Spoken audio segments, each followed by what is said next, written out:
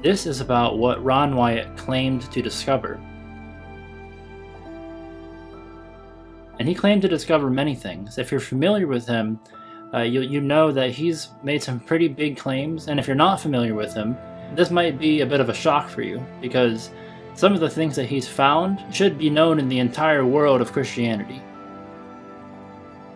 Some of the things that he's found has been verified by multiple witnesses, yet they're not talked about. I think the reason they're not discussed in the Christian circle and in Christian churches is, number one, we live in a Laodicean dead church age. It's lukewarm. It doesn't care about the Bible or God. Number two, I think one of the issues is that he is a Seventh-day Adventist, and that scares people away from bringing him up. That scares away pastors and teachers from even mentioning his name because he's a Seventh-day Adventist. Now, I don't give a rip if he's a Seventh-day Adventist. I'm going to look at what he actually found, and I'm going to look at if he actually found it or not.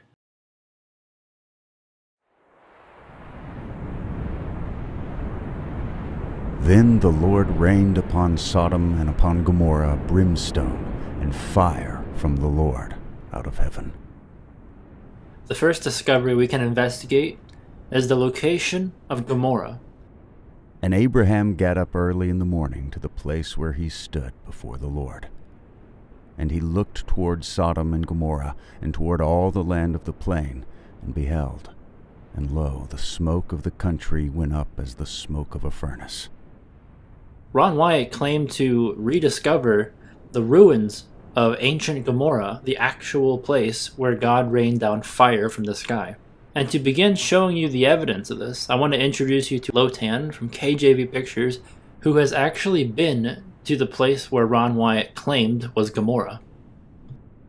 Hey everyone, Lotan here from KJV Pictures. Super excited to make this video because when Brother Brandon told me he was making this study, I had a few things to add. You see, Ron Wyatt's videos were some of the first videos I saw as a newborn Christian, and having family in Israel myself, I decided to go check out some of his findings firsthand. One finding in particular, because if true, for me, it would be sort of a smoking gun discovery, and that was the location of Sodom and Gomorrah.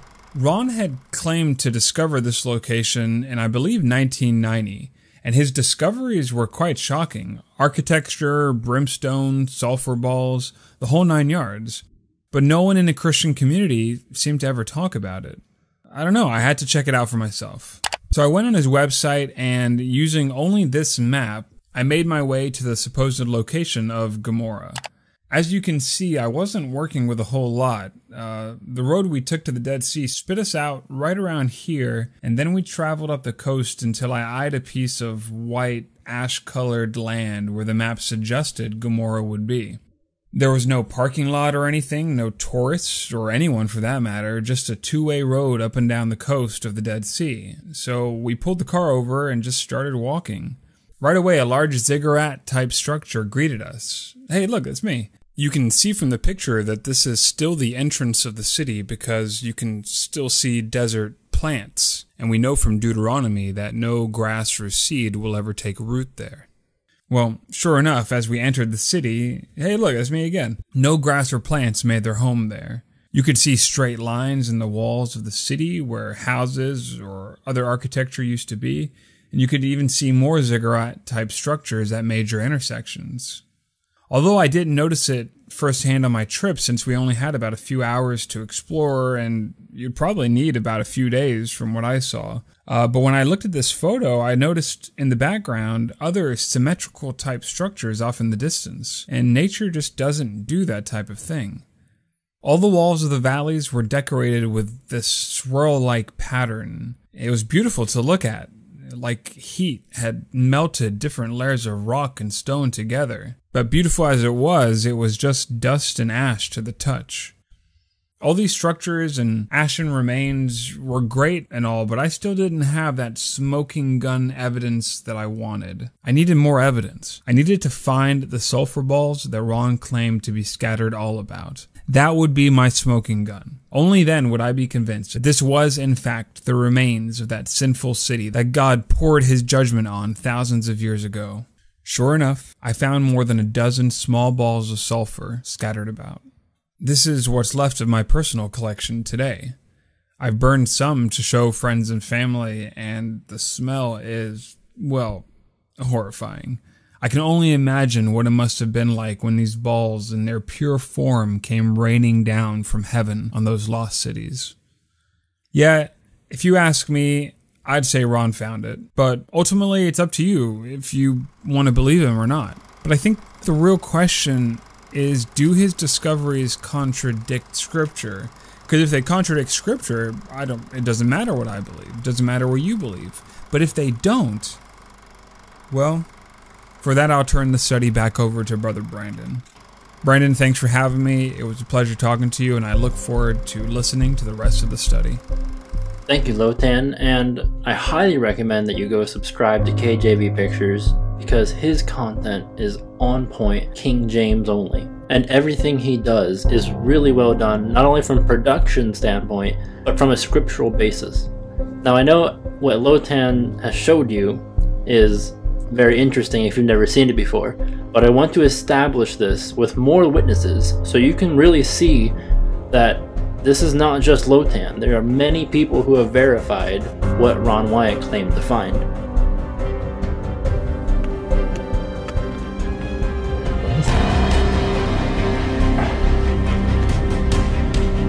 That's a good sized one. Still going. That's sulfur. That'll burn right now. Just put a lighter to it and it'll burn until it's gone. Pretty neat stuff. We're gonna set it on fire so everybody can see it burn. See it turning yellow, and it starts melting, turning black. Watch, and it's still burning. And pretty soon it'll start running down the wall.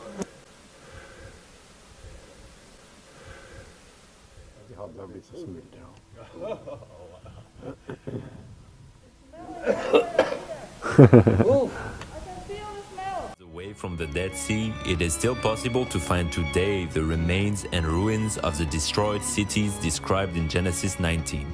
Although the locals consider these remains to be sand dunes due to 3,500 years of rain erosion, archaeologists like Ron Wyatt and Jake Wilson have discovered evident man-made structures in the area in the 1990s. Formations such as ancient houses, gates, temples, statues can still be spotted in the area. As opposed to regular sulfur, this pale white form of sulfur can only be found in the ruins of Sodom and Gomorrah.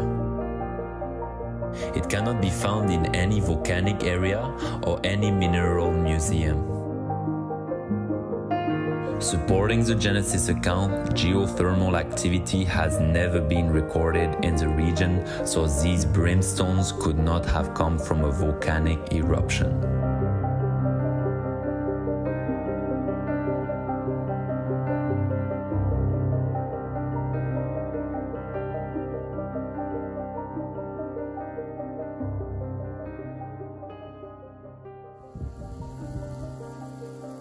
Just one touch. I didn't even see the sulfur on my finger. Look at this blister.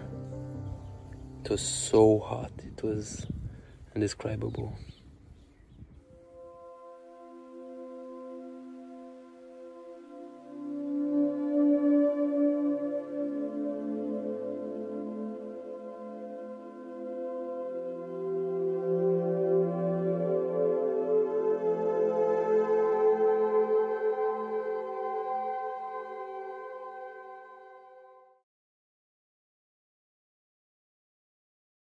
This is absolutely staggering. We've traveled the Holy Land. These are the believed sites of Sodom and Gomorrah. There is some discrepancy as to where they might be, but the evidence is so overwhelming that right here, this is where Sodom and Gomorrah is. I have been absolutely impacted and impressed by this. It's just, I mean, right now I just feel just a sense of awe over me right now as we're here. And as they have discovered in these areas a brimstone, and they're like balls. And this brimstone is totally different than any other place on the planet. Most other brimstone, and I should mention brimstone is synonymous with sulfur. So brimstone is kind of the old word for sulfur. So we have found sulfur balls all over in these city areas here, and it's unlike any other sulfur on the planet, as I mentioned. They're white, and they are about 90 to almost 100% pure. This brimstone is made of monoclinic, white sulfur that has been burned or cooked at a high temperature. It is quite different from natural sulfur that is formed in geothermal areas. Samples were taken to a lab for analysis.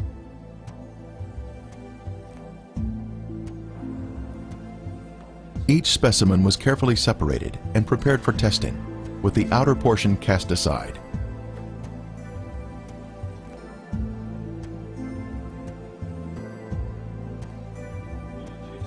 Next, the samples were dried and placed in a rock crusher. Then they were pressed onto a disc. Then they were loaded into a machine for the semi-quantitative X-ray analysis. Each sample was individually transported into the testing chamber for analysis. The results proved to be quite amazing.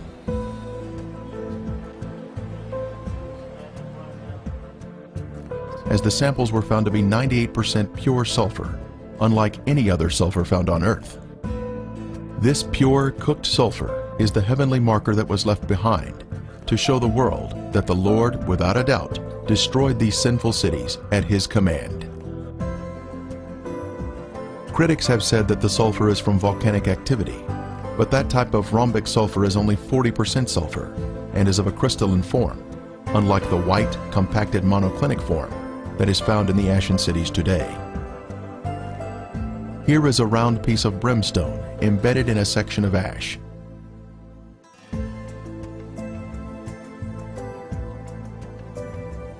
Another clump of ash contains a piece of brimstone that has a burn ring surrounding the unburned sulfur inside.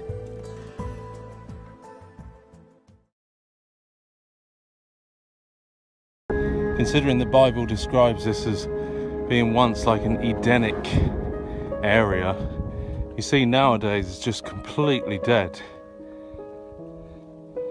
As we are told, happened to this place that was judged. Today it's completely dead. Nothing is growing here.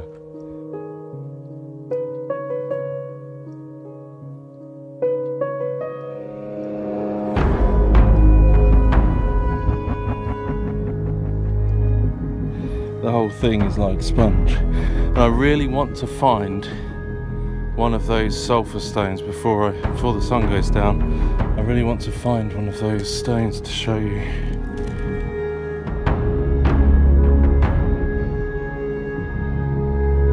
That is not a normal shape. That doesn't look natural at all. That is definitely seems to be a man-made shape. And is this not enough evidence for people to find all of these man-made looking structures, ashen remains, crumble in your hands, in the location where we're told in the Bible as evidence of God's judgment, as described by Josephus, historian, but then also finding circular, almost pure sulfur balls in the middle of the ash, in the middle of the walls and the shapes of the buildings. Is this not enough evidence for us to see that A, the Bible is true, and B, God is a just God and we need a saviour? Because sin requires punishment. Sin brings on the wrath of God, and this place is the evidence of the wrath of God, a holy God who is righteous and true, and this place was very rebellious. Now, whether or not you've heard of this discovery before, I want you to think about the fact that nobody talks about this. Why is this information so suppressed? Something that Lotan said that that resonates with me is there was nobody there. There was not even a tourist attraction or anything. Dude, if the LGBT community knew, if this was widespread information, and if everybody knew that Sodom and Gomorrah was real and God actually wiped out the city, why do archaeologists not look into this? What are they looking at? If they're not looking at this, where it's directly in your face, what are they actually spending their time on? Lotan said there's nobody there. Dude, this thing has been discovered since 1990. That's 31 years ago. Come on. There's no archaeologists in Sodom and Gomorrah with all this video evidence after 31 years. That's the world we live in. The truth is suppressed.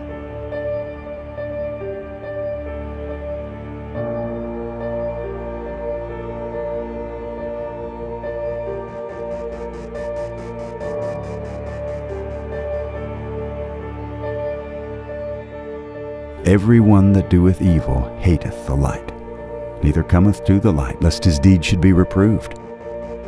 But he that doeth truth cometh to the light, that his deeds may be made manifest, that they are wrought in God. So the world won't share it. The Christians won't share it because when they point it back to Ron Wyatt, they'll say, oh, Seventh-day Adventists, we'll get everybody entangled into this false doctrine of Seventh-day Adventism. So the Christians don't share it, the world doesn't share it, and it just sits there. If you're interested in watching any of those videos that I just gave you a sample of in full length, I'll put the links in the video description of this video. Feel free to research those and watch those on your own time. They're all really, really good. Some of those documentaries are very informative.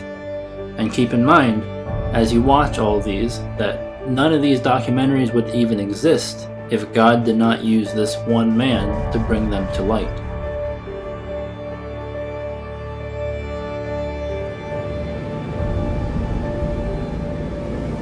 And the Lord overthrew the Egyptians in the midst of the sea.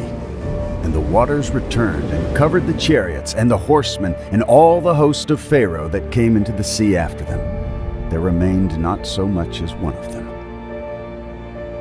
But the children of Israel walked upon dry land in the midst of the sea, and the waters were a wall unto them on their right hand and on their left. If you open your Bible to the very back where you have all of your maps, you're going to see that most Bibles at least have a path drawn out of the Exodus pathway from when the Israelites left Egypt from slavery, when they were delivered by God through the Red Sea and then all the way to Mount Sinai and through the wilderness. Most Bibles will have a map that depict the pathway and the route that they took. You can throw that map in the trash. That's not the actual route. Ron Wyatt found the actual Red Sea crossing. When Ron Wyatt was at this spot in 1978, he decided to inspect the waters here for any evidence that may have been left behind from approximately 20,000 chariots, plus the horses, horsemen, and foot soldiers. What he found has been confirmed by others. Scientists always kept trying to say that they crossed in the Sea of Reeds, which was ankle deep at a certain time of year and stuff. And Dad wanted to prove that it was a biblical miracle. And so he tried to trace their steps from Egypt. And basically he did. He got an airplane and he had this guy named Moses, actually. Yeah. That's no lie.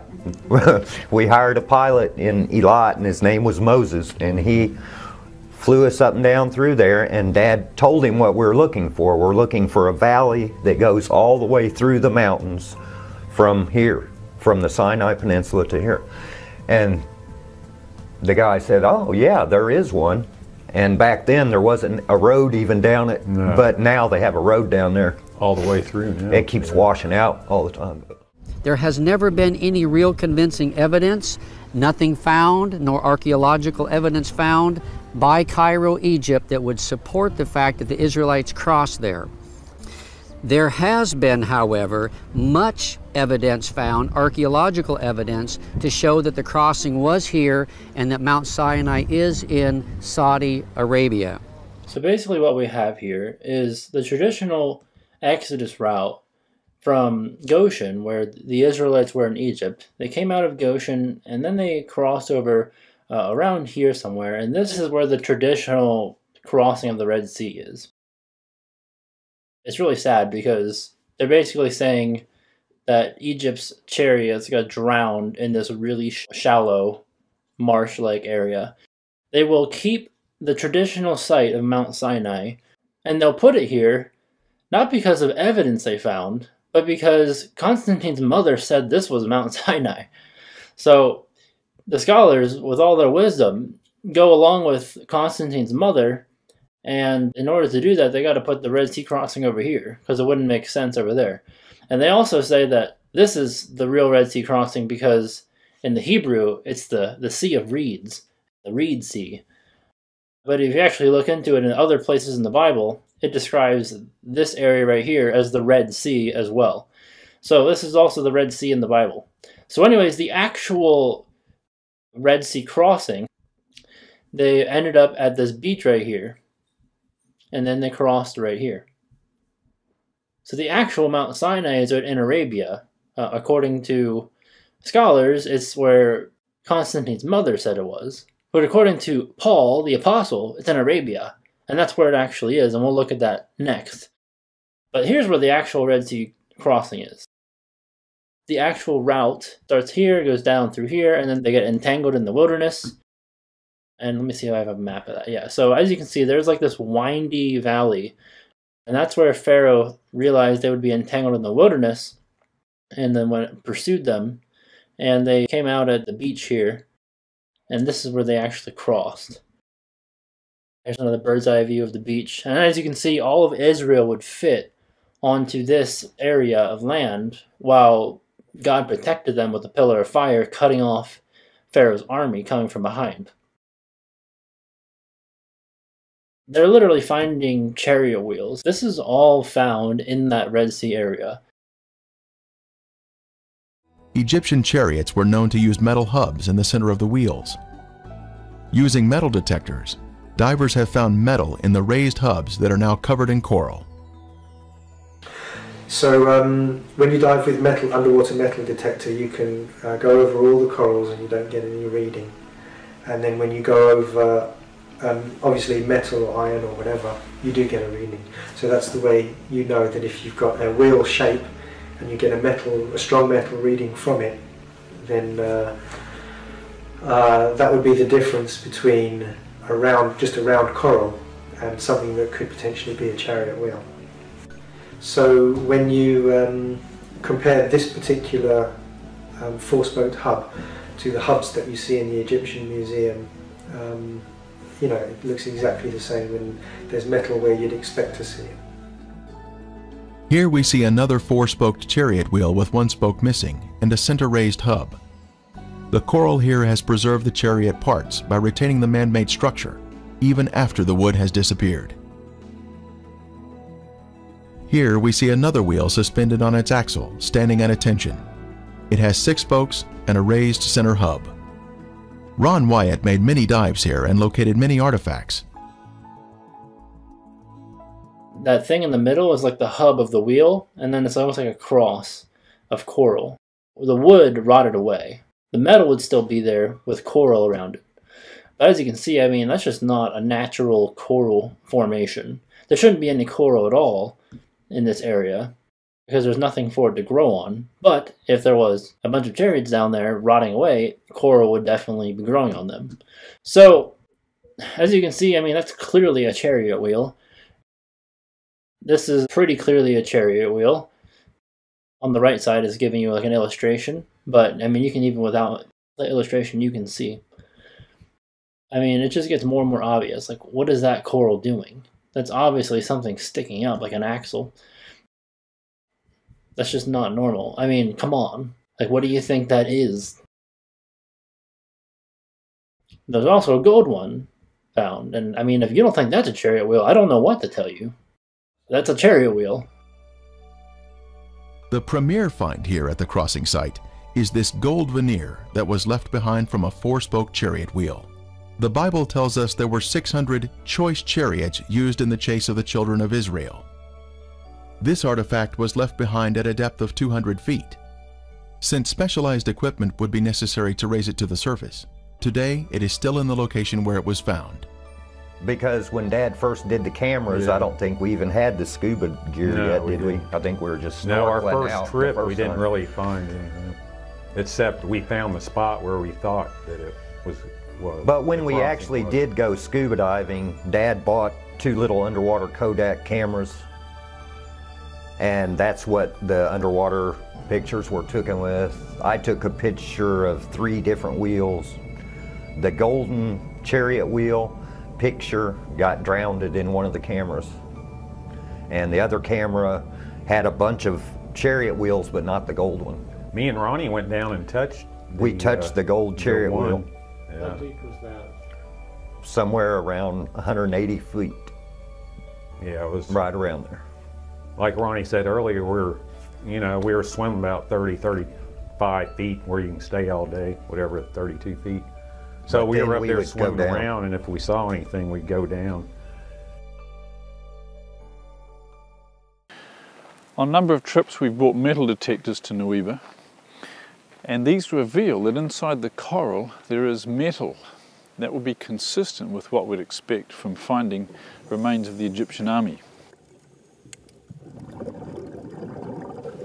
Now some people have asked, well, if that's the case, why don't you just bring up artifacts, some of this coral that contains this metal? There's a very simple reason for that. As you can see on the sign, it's strictly forbidden to touch or remove any coral in the Red Sea. So for us to do so would be violating Egyptian law.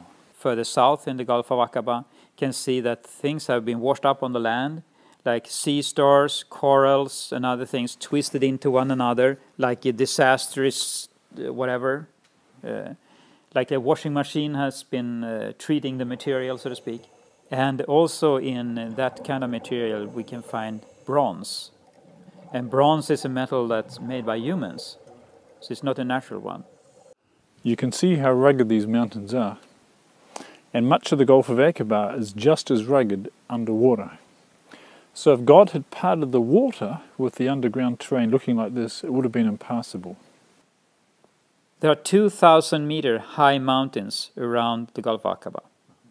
There are 2,000 meter deep waters in the deepest section. Huge falls from the peaks to the bottom. You can ask the question, how can we cross the seabed? I mean, we just take away the water. We don't talk about the water. But how can you just cross? First, you could not have any mud on the seabed. You need a solid ground. Horses should be able, full speed, going across that material, whatever the material is.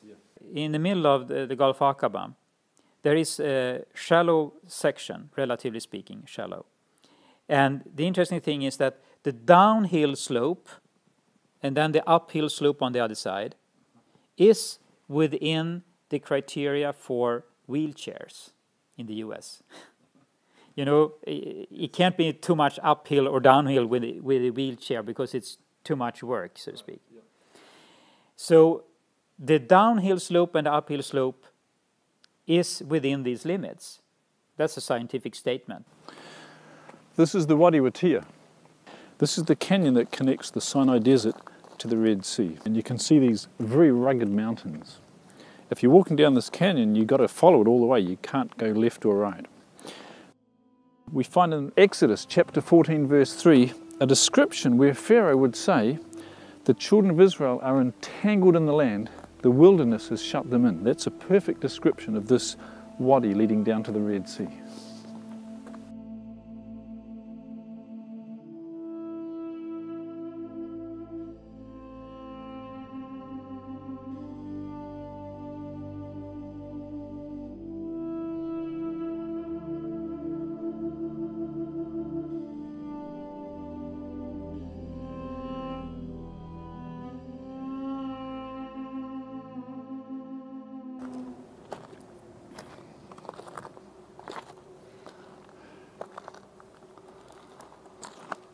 Finally, after walking about 30 kilometers through this wadi, they come to the Red Sea. You can see behind us the Gulf of Aqaba, and behind that, the mountains of Midian.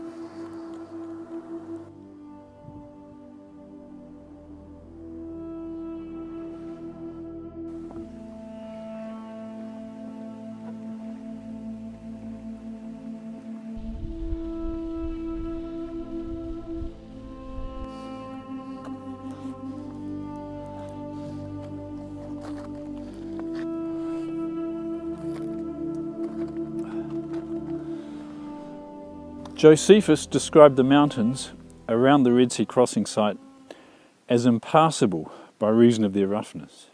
You can see these mountains here around Nuweiba Beach are extremely rough. You can see the loose rock, the shingle, very hard to climb and very dry and barren. Had the Egyptians attacked the Hebrews at the Red Sea crossing site and they'd scattered through these mountains, it would have been an absolute disaster for the Israelites. The interesting thing is that the gravel at the location in the midsection of the Gulf of Aqaba, since it's shallow there, the tidal current goes back and forth and keep this clean. And immediately when you take away the water, it's like concrete. It's very, very solid. So no problem with the horses, no problem with the chariots, no problems with the oxen and the oxen chariots and so forth. Just good across. Since there are chariot parts on this side of the Red Sea crossing, could there be other chariot parts on the other side of the Gulf, showing a continuation of artifacts?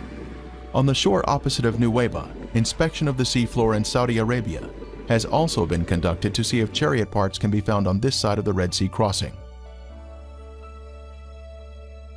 While investigating the Saudi Arabian waters, Viveka Pontian found this beautiful round chariot wheel specimen with a raised center hub.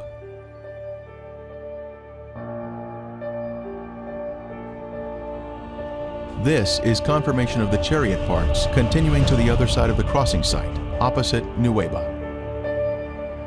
They also found a human femur bone, possibly a human rib cage, which is really hard to see, and a horse hoof. Horses are not on the Sinai Peninsula today, so okay then, where did that come from? Why is that in the Red Sea crossing?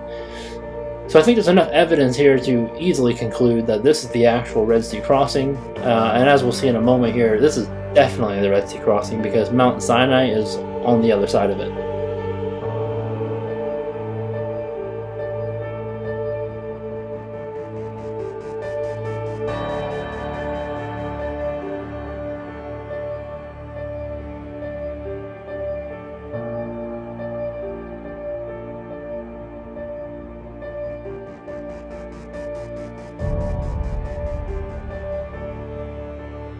And the smoke thereof ascended as the smoke of a furnace, and the whole mount quaked greatly.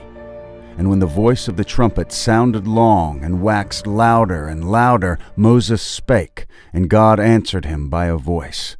And the Lord came down upon Mount Sinai on the top of the mount. At that time I had vacation to come to Korea. When I see my father, he said, look, I have been to pilgrim, but why is very big difference, the Bible and Sinai Mount? And then I said, you are the elder in the church, how you say like that? Don't talk like this. He said, no, it's something different.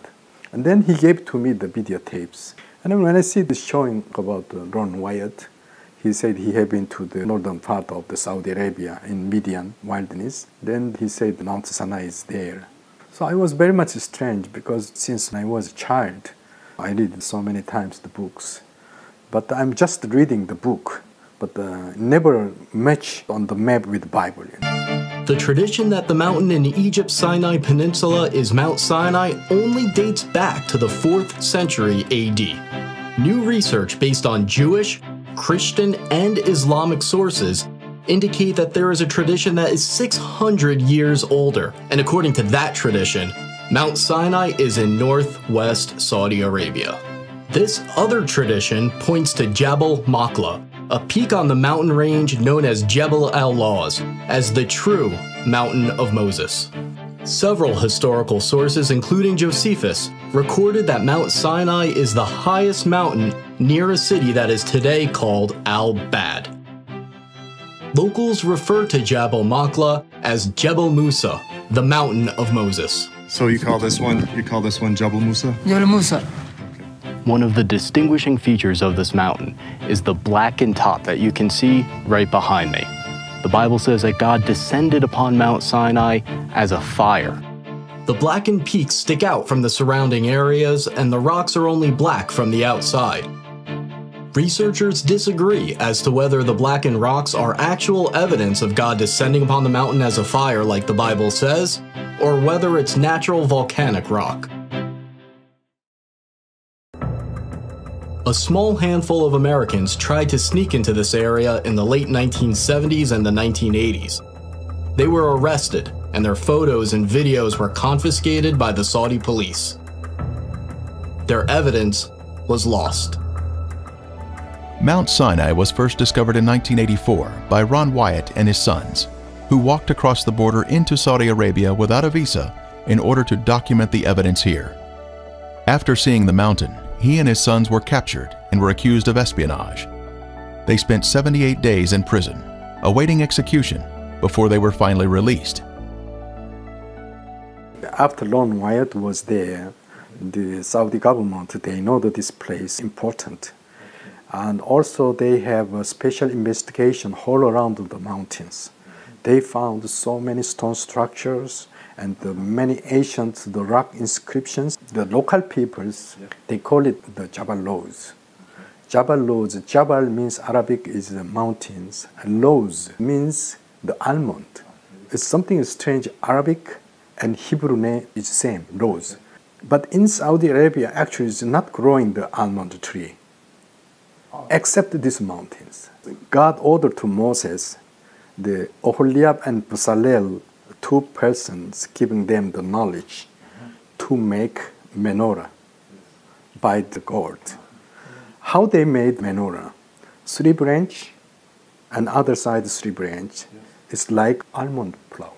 And thou shalt make a candlestick of pure gold, 3 bowls made like unto almonds, with a knop and a flower in one branch, and 3 bowls made like almonds in the other branch, with a knop and a flower. So in the 6 branches that come out of the candlestick. Then 12 tribes have problems that times. Moses ordered to every tribe to the staff, put the name of the tribe, and then they put in the ark. Morning times, found out the Aaron, his staff, almond tree and almond flower was there. And take of every one of them a rod, write thou every man's name upon his rod. And thou shalt lay them up in the tabernacle of the congregation before the testimony, where I will meet with you. And it shall come to pass that the man's rod whom I shall choose shall blossom. And it came to pass that on the morrow Moses went into the tabernacle of witness, and behold, the rod of Aaron for the house of Levi was budded, and brought forth buds, and bloomed blossoms, and yielded almonds. How to match this mountain name and this almond? But also, why is matching the Jabal Lows and the Hebrew and Arab is same word, same meaning? Well, we've made it not to the summit yet. We're at about 6,400 feet in the elevation. As you look behind me, you can see the big plain that the Israelites camped in front of the mountain. And just right down where we're standing, you can see the plateau where definitely 70 plus people could have sat and ate with God. Remember, Moses went up there with the elders of Israel.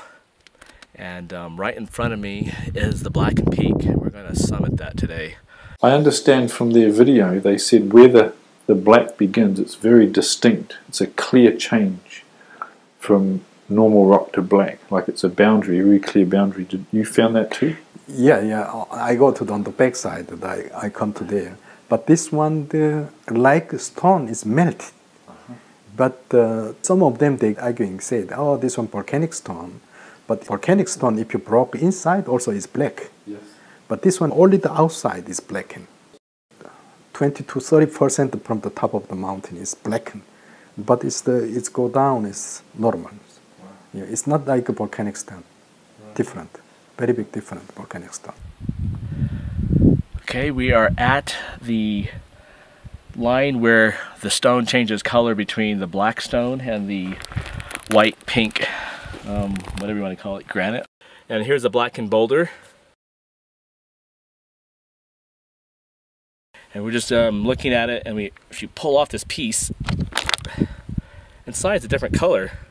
That's kind of pinkish, but the outside's black. Now the amount of evidence around Mount Sinai here, which today is called Jabal Machlah, reveals this place is indeed the true Mount Sinai.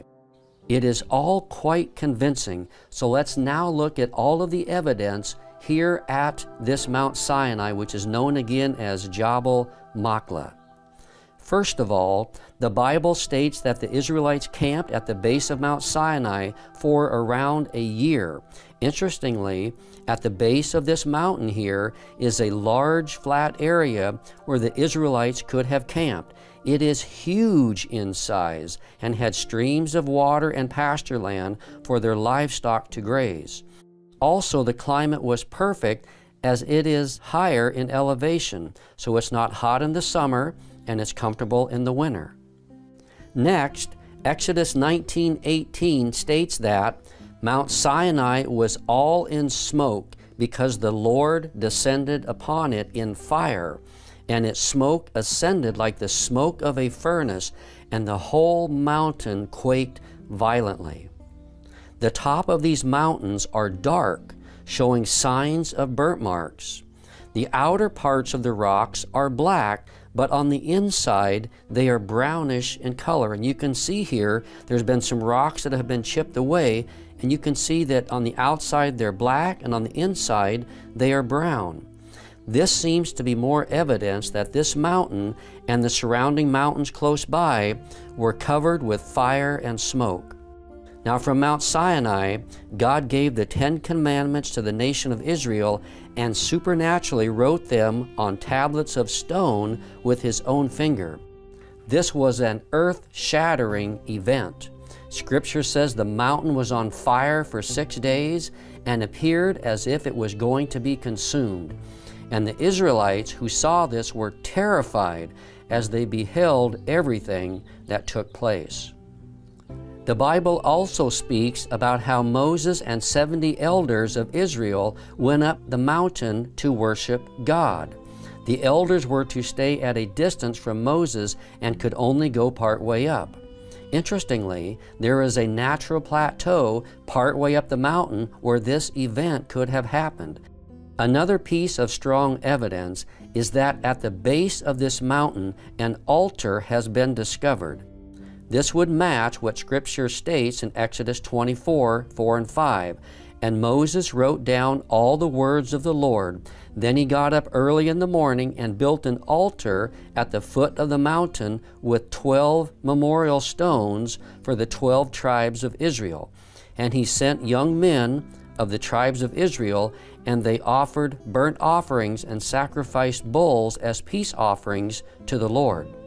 Now at the very base of this mountain are extensive remains of an altar and a complete system for animal sacrifice. There are corrals where the animals would have been kept and an altar at the front of it. There have also been discovered animal bones here underground. Scripture also refers to 12 memorial stones or pillars for the 12 tribes of Israel. Interestingly, there are stones by this altar that perfectly match the biblical record. The Saudi locals say that in the past, these stones were much more evident and could be seen much more clearer, and that the platform was more intact as well. Also, Ron Wyatt documents having found one of the pillars that had Hebrew writings on it. It's quite fascinating that everything here matches perfectly the biblical account of this event. Near the altar of Moses and the 12 pillars, Moses read to the Israelites the Book of the Covenant, and they agreed to it. This means that Moses probably had a spot right above the altar that served as a stage to address the Israelites. Now, just above the altar of Moses is a large platform from where Moses could have easily spoken to the Israelites when the covenant was made. It provides a natural place from which to speak, and the Saudi locals talk about how sound travels here like a natural amphitheater.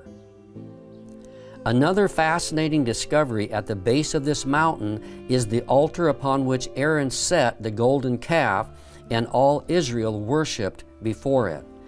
On the top of these rocks is the main rock that shows a flat spot where the golden calf might have been placed for all Israel to see. Below the rocks is where Aaron would have made an altar to this golden calf. Now Exodus 32 provides all the details. It says, "Now when the people saw that Moses delayed in coming down from the mountain, the people assembled about Aaron and said to him, 'Come, make us a god who will go before us. As for this Moses, the man who brought us up from the land of Egypt, we do not know what has become of him.' Aaron said to them, 'Tear off the gold rings which are on the ears of your wives, your sons, and your daughters, and bring them to me.' Then all the people tore off the gold rings which were on their ears and brought them to Aaron. And he took this from their hand and fashioned it with a graving tool and made it into a golden calf, or a molten calf. And they said, 'This is your God, O Israel, who brought you up from the land of Egypt.' Now when Aaron saw this, he built an altar before it." So Moses was on top of Mount Sinai for 40 days, and this event happened while Moses was away.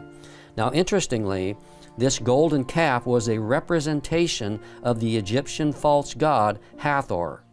It was one of Egypt's main gods. You can see images of this false god that look very similar to the paintings on these rocks here. There are also many other inscriptions on these rocks as well. Now, worship of this false god Hathor consisted of dancing, drums, and sexual promiscuity, and this is exactly what the Israelites were doing while Moses was away. This altar, interestingly, is fenced and gated like other archaeological sites at the base of this mountain by the Saudi government. However, over the past several years, the Saudi government has opened up these sites to tourists, and you can now go there easily and see these places for yourself. Additionally, many artifacts and discoveries have been found in this area that give great evidence that this mountain is indeed the true Mount Sinai. Now, after the golden calf incident, when Moses returns back to the base of the mountain, it says in Exodus 32:20, what Moses did with this golden calf. It says, "Then he took the calf which they had made and completely burned it with fire and ground it to powder and scattered it over the surface of the water and made the sons of Israel drink it."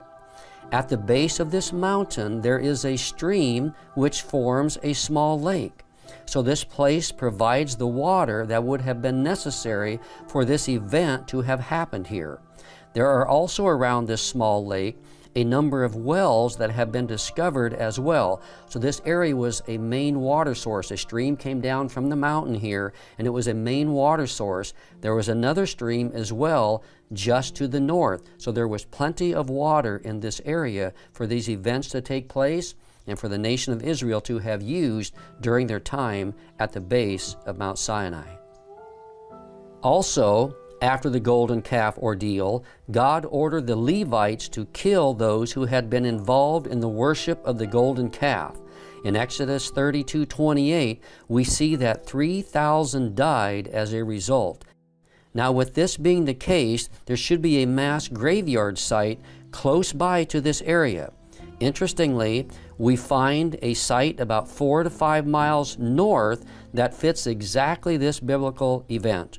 There are thousands of standing stones that appear to have been used as grave markers in this flat plain. This area is also fenced off by the Saudi government and declared as an archaeological site. Also, close by to this mountain, there has been found a menorah painting which gives evidence that the Israelites were in this area.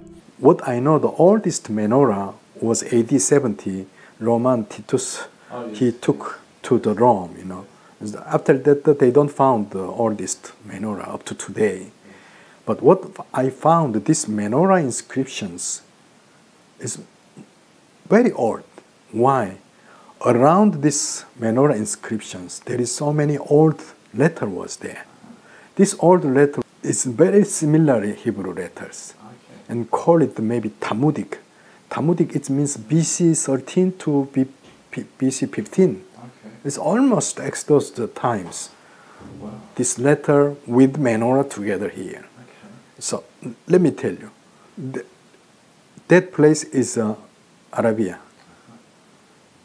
That place, why there is the Jewish mark on it there, and that place, why all the Hebrew letter is there.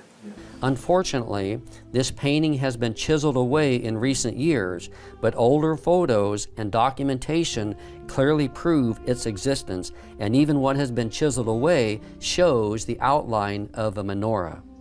We also know that God gave to Moses, while they were at the base of Mount Sinai for about a year here, the design of the tabernacle, and that it was erected at the base of the mountain. Now, we don't have any evidence of this tabernacle as being here, as it was mobile in nature. However, by taking into consideration the location of the mountain and the lay of the land, there is a place here that would be the natural location for it to be. It is flat, close by to the altar of Moses, and at the base of the mountain. Now, the Bible mentions how the prophet Elijah traveled to Mount Sinai and stayed in a cave there after his powerful confrontation with the 850 false prophets of Baal and Asherah on Mount Carmel, as found in 1 Kings 19. At this confrontation, supernatural fire came down from the Lord and consumed the altar and everything on it. Then Elijah traveled to Mount Sinai and stayed in a cave. At this cave on Mount Sinai, God spoke to Elijah and strengthened him. Interestingly, on the side of this believed Mount Sinai is a large cave that perfectly matches Scripture and where Elijah could have stayed. This cave is known as the Cave of Elijah. It is also the only large cave in this area of mountains. There are also many other evidences that can be found around Mount Sinai that support it as the true location of Mount Sinai.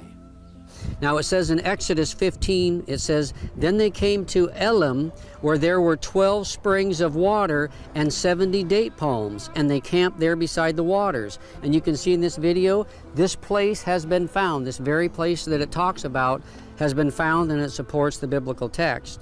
To this day, there are many palm trees and exactly 12 wells here. This would have provided water and met all the needs of the Israelites. Here you can see this area with the palm trees and some of the wells. The Saudi locals in the area point out that this is Elim and has been known by this name as long as they can remember. After this, it says in Exodus 17, "Then all the congregation of the sons of Israel journeyed by stages from the wilderness of Sin, according to the command of the Lord, and camped at Rephidim. And there was no water for the people to drink. Therefore the people quarreled with Moses and said, 'Give us water that we may drink.' And here is where Moses struck the rock, and water gushed out and came out from this rock." Now this rock that Moses struck and God split in two is believed to have been found and is a perfect match with the biblical account. It is massive in size and sits upon a small hill. It's also located in a large valley where the Israelites could have camped and can be seen from a long distance away. It shows water grooves in it where massive amounts of water ran down from it. And you can see this rock and the water channels and grooves that were made when the water gushed out from it. Now God confirms this in Isaiah 28:21. It says, "They did not thirst when He led them through the deserts. He made the water flow out of the rock for them. He split the rock and the water gushed out." And this is exactly what we see here at this large, massive rock at Rephidim. And then it says in Psalm 78, it says, "He split the rocks in the wilderness and gave them abundant drink like the ocean depths. He brought forth streams also from the rock and caused waters to run down like rivers." Now this rock from which the water flowed here at Rephidim is also referred to as the rock of Horeb, because it is close by to Mount Sinai, also known as Mount Horeb. Also, while at Rephidim, the Amalekites came and fought against the Israelites. Exodus 17:8 says that, "Then Amalek came and fought against Israel at Rephidim." The Amalekites were descendants of Esau and were a people who lived south of the Dead Sea region. God supernaturally gave the Israelites victory as Moses held up his arms. When his arms got tired from being outstretched, then Aaron and Hur helped him hold up his arms. And by doing so, the Israelites were victorious over the Amalekites. Also, right by this massive rock at Rephidim, you can see what appears to be an altar that Moses erected after defeating the Amalekites and named it Jehovah Nissi, which means in Hebrew, "The Lord is our banner." This altar is located right beside the rock Moses struck where the water gushed out for the Israelites to drink. Now there are also some other amazing discoveries in this area that are fascinating to see and give more evidence that this area was traversed by the Israelites. Ryan Morrow, who recently visited this area and produced an excellent documentary called Finding the Mountain of Moses, the real Mount Sinai in Saudi Arabia, says some of the following information. He says the name of Rephidim means place of rest. Hebrew inscriptions that have been found in this area have been interpreted to say place of rest, the definition of Rephidim. Closer to the mountain, inscriptions have been found that Dr. Miles Jones, a scholar of ancient Hebrew, believes are talking about the battle with the Amalekites. He says one of the inscriptions refers to the death of an Amalekite. Nearby, there are two inscriptions that Dr. Jones believes are marking where a Hebrew mother and daughter died. To go to the Jabal Lodz. He said, "No, don't go there. There is military already there. If you go there, they will catch you." I said, "No problem, let's go there." And they said, "No. He asked me, he offered to me 200 riyal. Saudi 200 riyal, it means you can buy one piece of gold.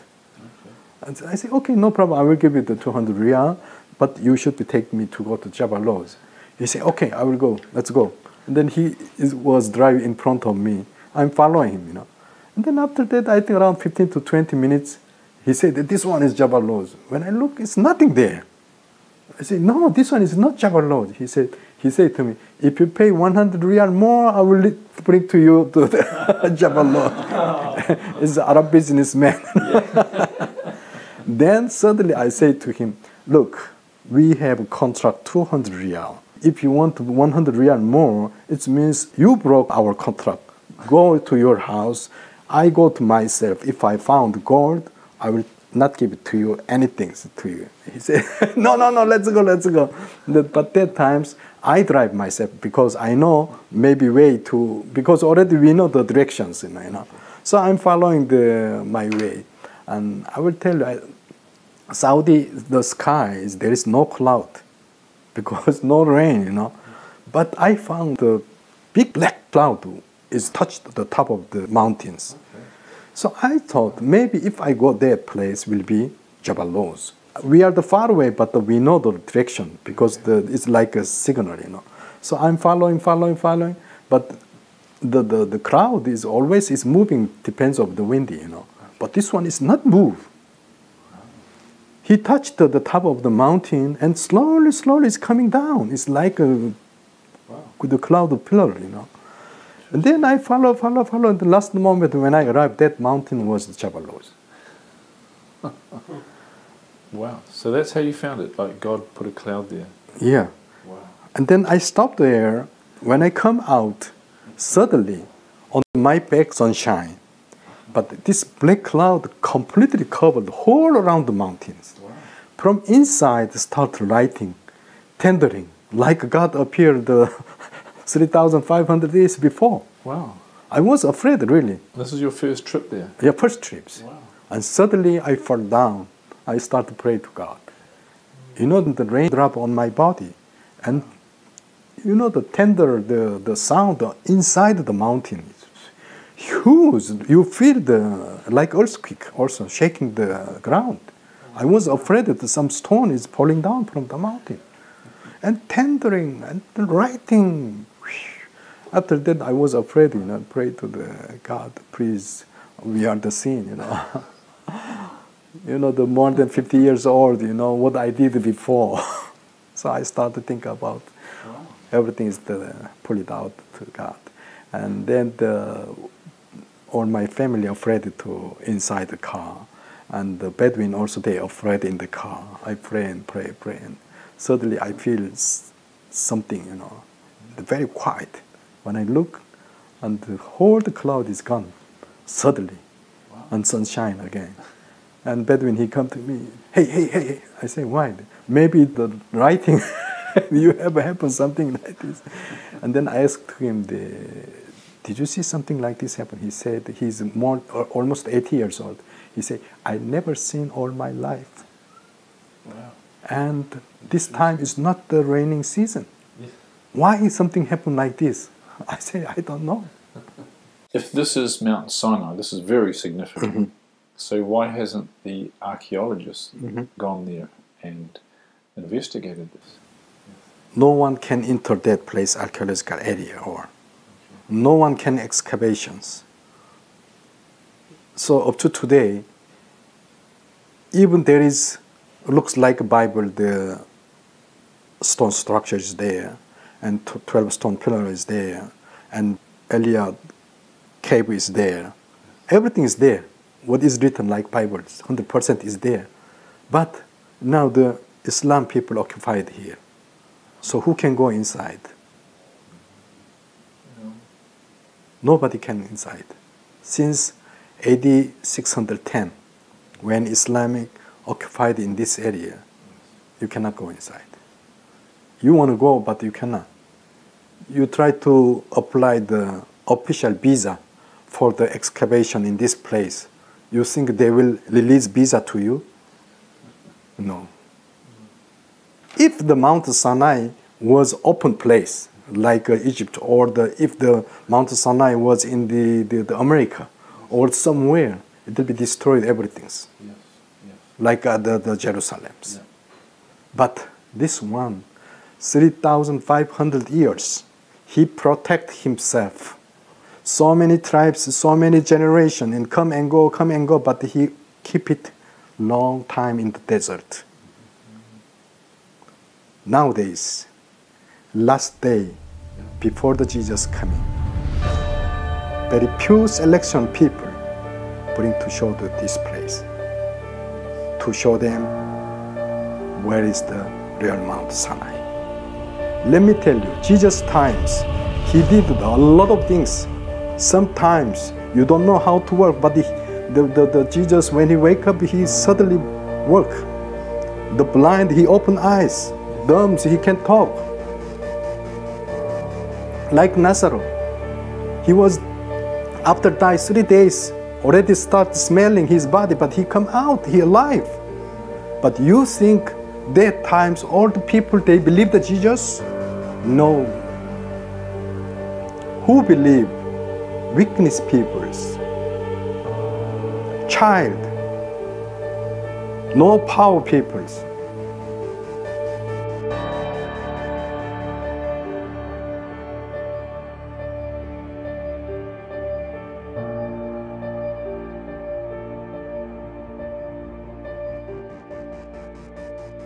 And God looked upon the earth, and behold, it was corrupt, for all flesh had corrupted his way upon the earth.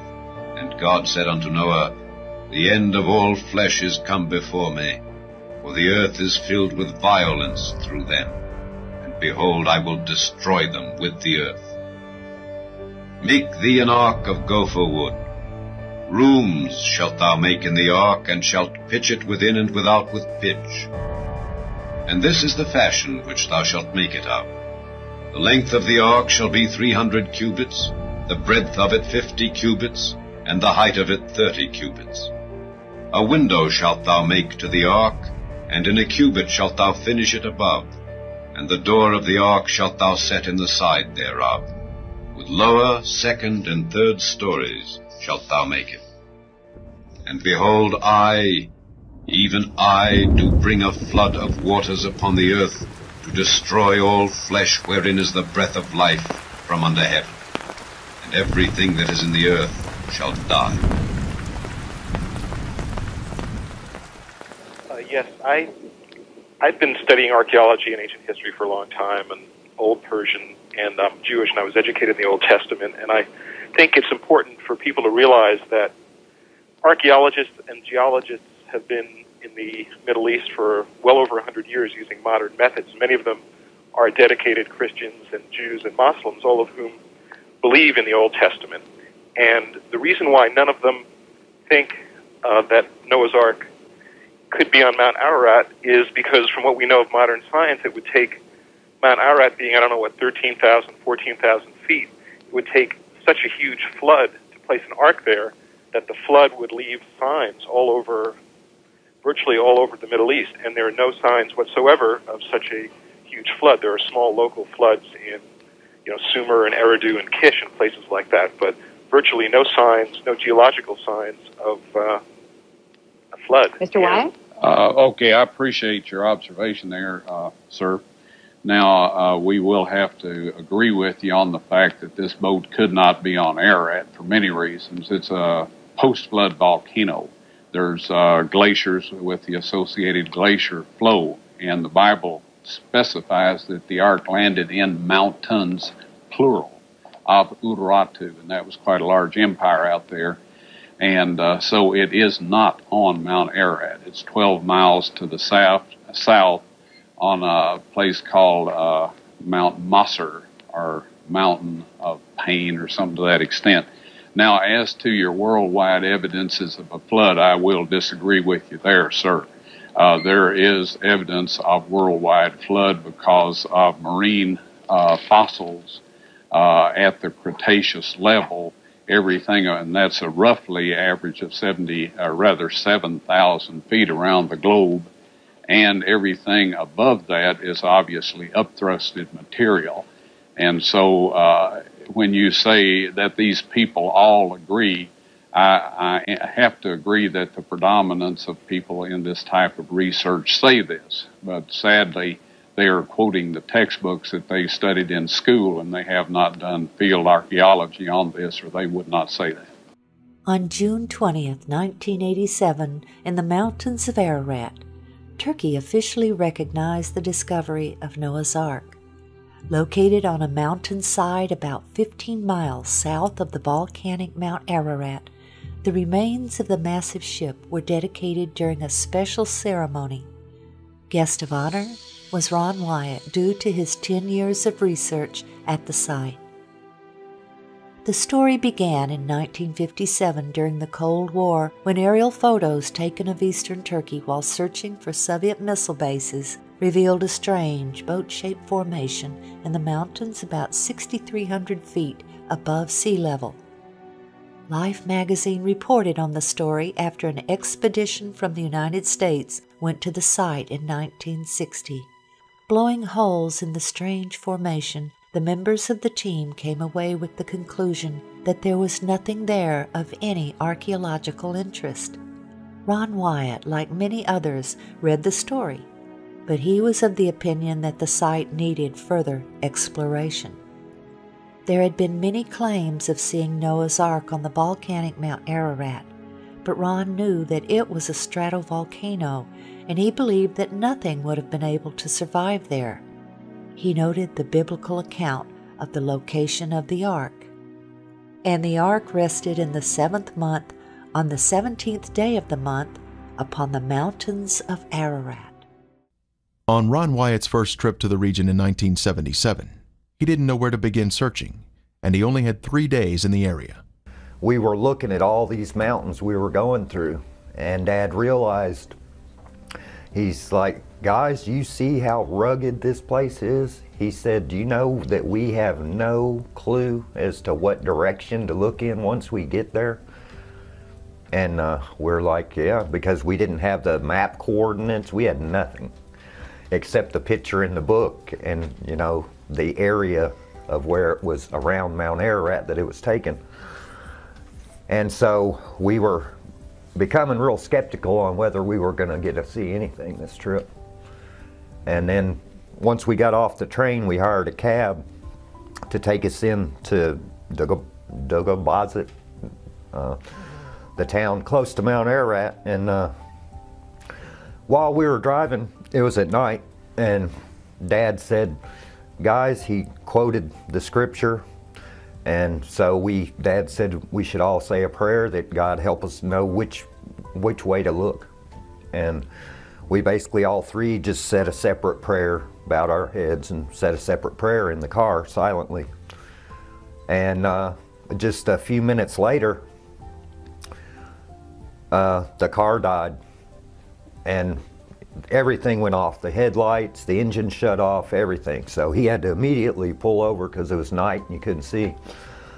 And so he got up under the hood and looked, and he couldn't find anything wrong, didn't know what was wrong with it, and he just goes like this. He couldn't speak much English, so he just goes, you know, and he sits back down in the car and tries it, and it starts back up.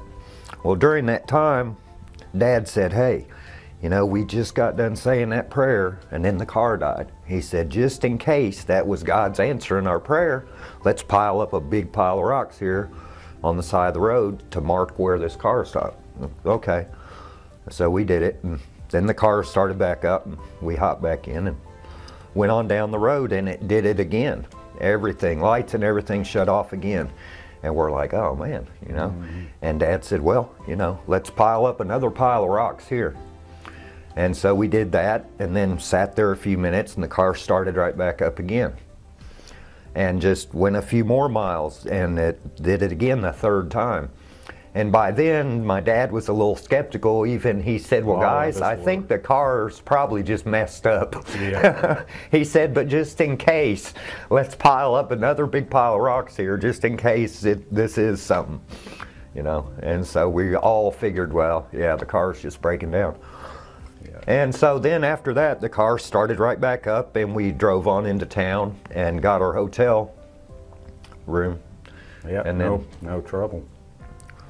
Yeah, I got the hotel room. Then the next day, I guess we got a cab, and he took us out. It was somebody from the village around there.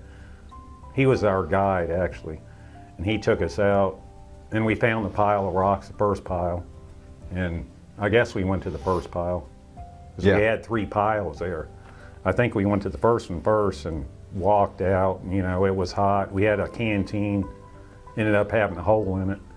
So, yeah, we drank what water we could before it all emptied out. Yeah, so we all drank it so it wouldn't just... Yeah, we all got sunburnt in that, but we found the anchor stone, which we had never seen one. Dad had seen some in pictures, some smaller ones, but nothing that big. So he kind of knew what it was. And there were 8 crosses on the anchor stone? Yeah, 8 crosses on the anchor stone. Yeah, the next pile. Did the next one go to the village and the house? Yeah, the next pile of rocks went to Noah's. The house and the graveyard. Yeah. This photo was taken in 1977 by Ron Wyatt, showing the walls of Noah's home. Since then, all the walls have been torn down by local treasure seekers. In the front yard stood this large tombstone.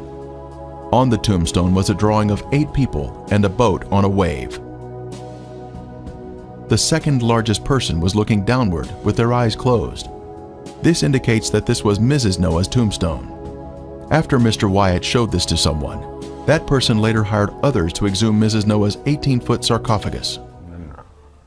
And then the third pile was actually Noah's Ark, which was probably the first pile. Well, yeah, because we did it because backwards. We came back from it the opposite way.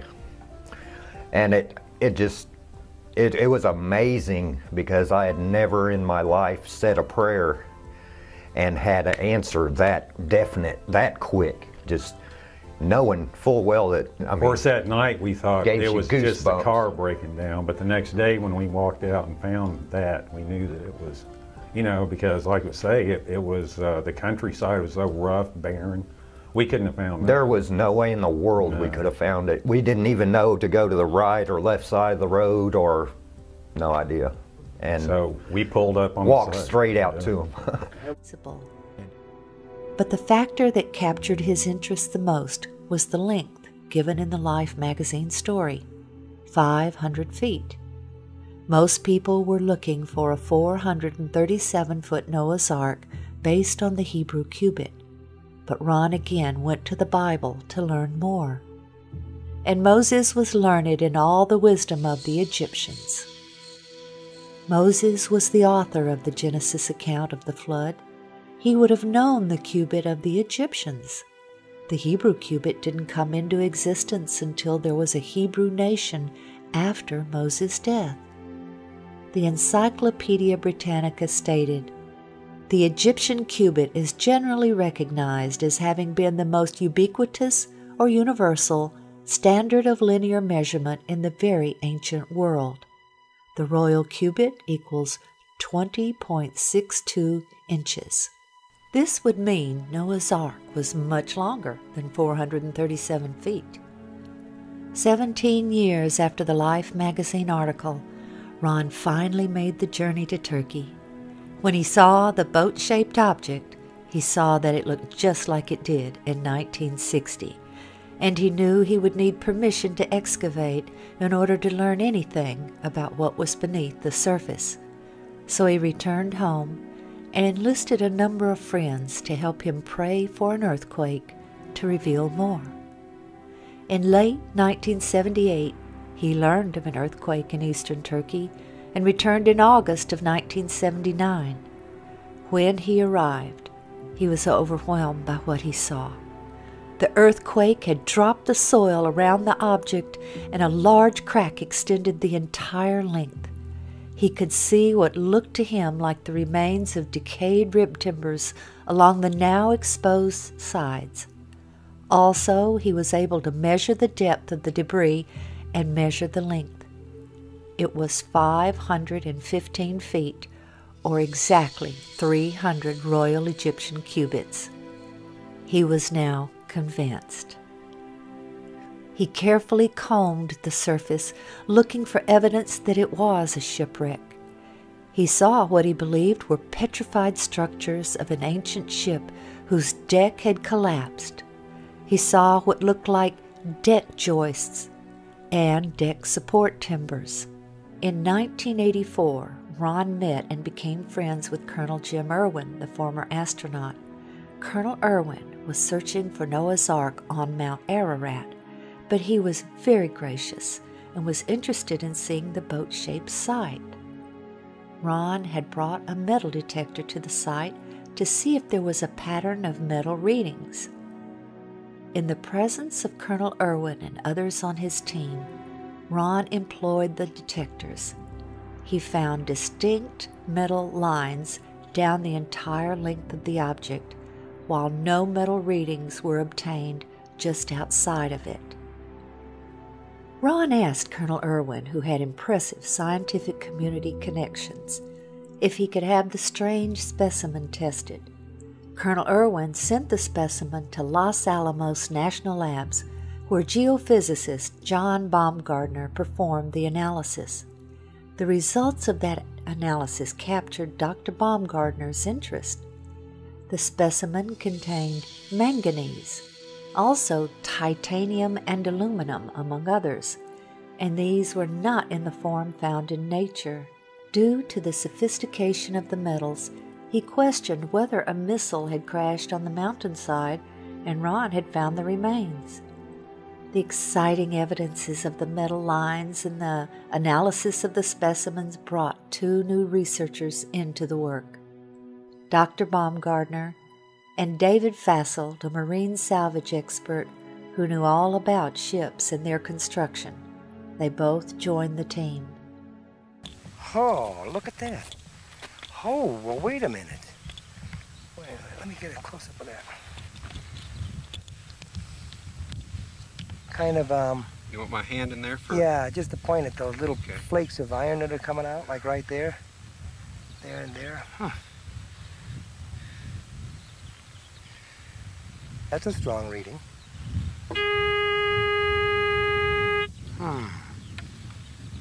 Well, I'd save those frames right there. Okay. Keep walking. Do you want a measuring tape to measure these things, how far apart they are?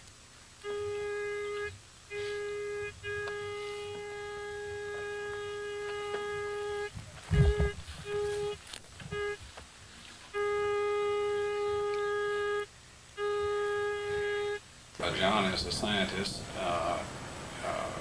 might I take the liberty here to ask you, do you really honestly believe that you have been on the remains of Noah's Ark? I have no doubt in my mind. This has to be a man-made structure. It's full of metal. The metal has a regular pattern to it, and the size of the thing and the shape of the thing is such that it's almost certainly a large boat. Dr. Baumgartner and Ron scanned the entire site with 3 different types of metal detectors. Placing rocks at each metal reading, they then attached tapes to show the lines. While Turkish scientists and archaeologists did their own research, Ron and his associates continued their work. The next step was subsurface interface radar. There's the longitudinal bulkheads. You ought to see them popping out, Ron. Yeah, there they are. Here. There's yeah. another one. There's the keel line right there. Yeah.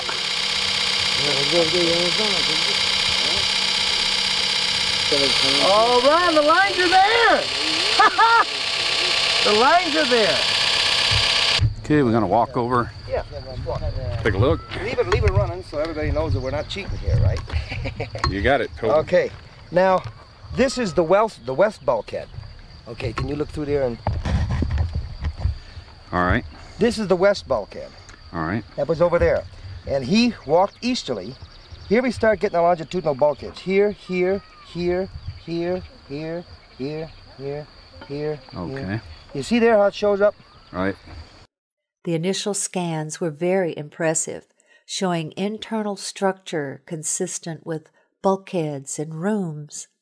But to be sure they were interpreting the data correctly, Ron took the scan printouts to Geophysical Survey Systems, the developer and manufacturer of the radar.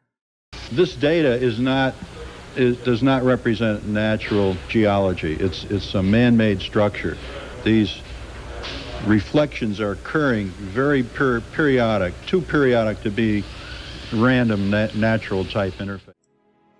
There was no longer any doubt that this was the remains of something man-made. In late 1986, the Turks announced their decision. The ceremony was set for June 1987. During that ceremony, the governor asked Ron to demonstrate the radar on site for the journalists and military officials. When Ron showed them a readout that he said looked like an intact timber, the governor then instructed a soldier to dig right there. What emerged was this petrified section of fossilized hand-wrought timber. Sectioning showed it to be laminated wood, 5 layers of timber glued together with pitch, clearly visible oozing from the end. It was tested at Galbraith Labs for organic carbon. The level of organic carbon was extremely high, thus proving this object was once living matter, consistent with wood. Using radar equipment, Ron Wyatt discovered an open cavity on the starboard side of the Ark. Utilizing a core drilling technique, he was able to gain access to the interior of the Ark. Stunning evidence was pulled from the belly of the ship. Using an improvised long rake device, petrified animal dung was extracted from the hull. Next, cat hair was also pulled from the cavity. Then, a petrified antler was extracted. These are all items that one would expect to find in the bottom of the Ark. The Bible tells us the antediluvians were skilled in metalworking. Tubal-Cain, an instructor of every craftsman in bronze and iron. This large metal rivet, or metal washer around a metal rod, was found by Ron Wyatt when he had taken a tour group to the site in 1991. The center rod had been struck while it was hot, causing it to flare out, holding the washer in place. Test results showed that it contained 8% aluminum metal. Aluminum metal is man-made, thus proving the site to be man-made. Skeptics have said Mr. Wyatt was lying about the testing, but was he really? When the Ark Discovery International team was at the Ark site, they used a metal detector to locate metal fittings on the Ark.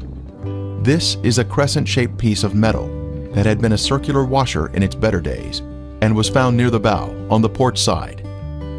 A portion of it tested at Galbraith Labs in Tennessee, and the results were stunning. It was 8% aluminum metal, just as Ron Wyatt's test had revealed. The test additionally showed a small amount of titanium metal that is also man-made. The Ark Discovery team continued its analysis at the site and located another fitting on the starboard side. A portion of it was sent to Galbraith Labs for testing, and again, there were incredible results. It contained 8% aluminum metal, 1.3% titanium metal, plus 3.8% magnesium metal, all indicative of the Ark formation being a man-made structure. The Encyclopedia Britannica tells us, because of its chemical activity, aluminum never occurs in the metallic form in nature. These unique metal components are special markers that were left behind, which prove the site is without a doubt a man-made structure, utilizing high-tech construction techniques, consistent with what we should find in Noah's Ark. Modern man didn't discover how to make aluminum metal until around 1900, but the antediluvians had this knowledge in their day. Other metal fittings were found on the port side of the deck. Our metal detector picked up metal readings where a rectangular plate was positioned on a flat plane. This plate originally had 6 rivets. One is still visible on the left side. Now we're going to come to some evidence that I believe is really strong in supporting this area as the site of Noah's Ark. In this area have been found around 30 drogue and anchor stones.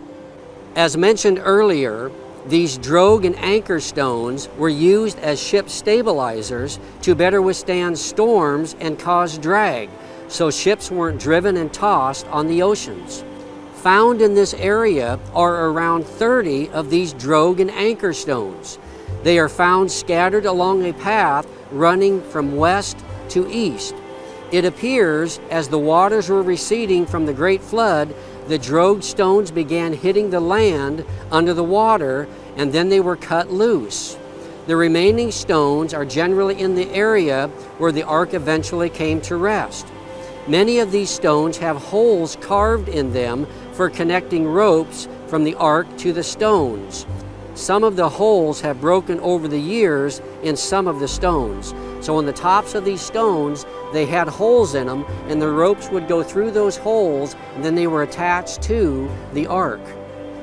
These drogue stones were continually used in ancient times after the flood and can be found in places like Israel and the Nile River in Egypt. So these drogue stones were something commonly used in ancient ship sailing, and they were used as ballast, they were used as stabilizers to keep the ship stable and to keep it headed into the waves so that it wasn't tossed to and fro on the oceans. These drogue stones are over 200 miles from the closest ocean and about 5,300 feet or 1,615 meters above sea level. They have no business being here other than that a huge ship like the Ark dropped them here. So they're a long ways from any water, and they have no business to be here other than that a large ship dropped them here. The numerous stones discovered near the Drupanar site are the largest ever discovered in the world. This would make sense as the ark was massive in size and would need extra large stones to stabilize it. Many of these stones have crosses carved on them from early Christians visiting this site, and others have crosses that are from the Crusader period from around 1200 AD. Some of the stones have 8 crosses on them, representing Noah and his family that were saved from the flood. Several of the stones have been used as grave markers as well. One of these stones has an ancient carving that appears to be the Tower of Babel. The 3 layers carved on this stone are believed to represent the 3 levels or decks of the ark as mentioned in the Bible. Another stone has unknown ancient writings on it that have yet to be interpreted and translated. All these carvings reveal that this site was venerated long ago and visited by religious people for thousands of years. Another large stone is believed to have been used as a sounding stone for measuring the depth of the water under the ark. In 1990, Ron performed what he called a mini excavation, where he took shovels and bent the blades into a giant razor. He and his associates then shaved off a very thin layer from one section, smoothing it to show the color difference between the structure members and the matrix.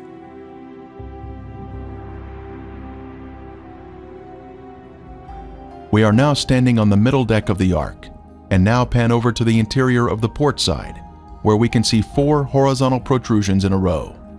They are arranged in a regular pattern, indicating man-made construction. These would have been horizontal deck support timbers, extending toward the middle of the deck. At the stern, we can see the symmetrical shape of the boat, including the center mound, where the decks have collapsed one on top of another. Continuing to inspect the stern, we can see 5 objects in a row along the inside port area of the deck. These have been measured at regular intervals and appear to be vertical posts that would have supported the deck.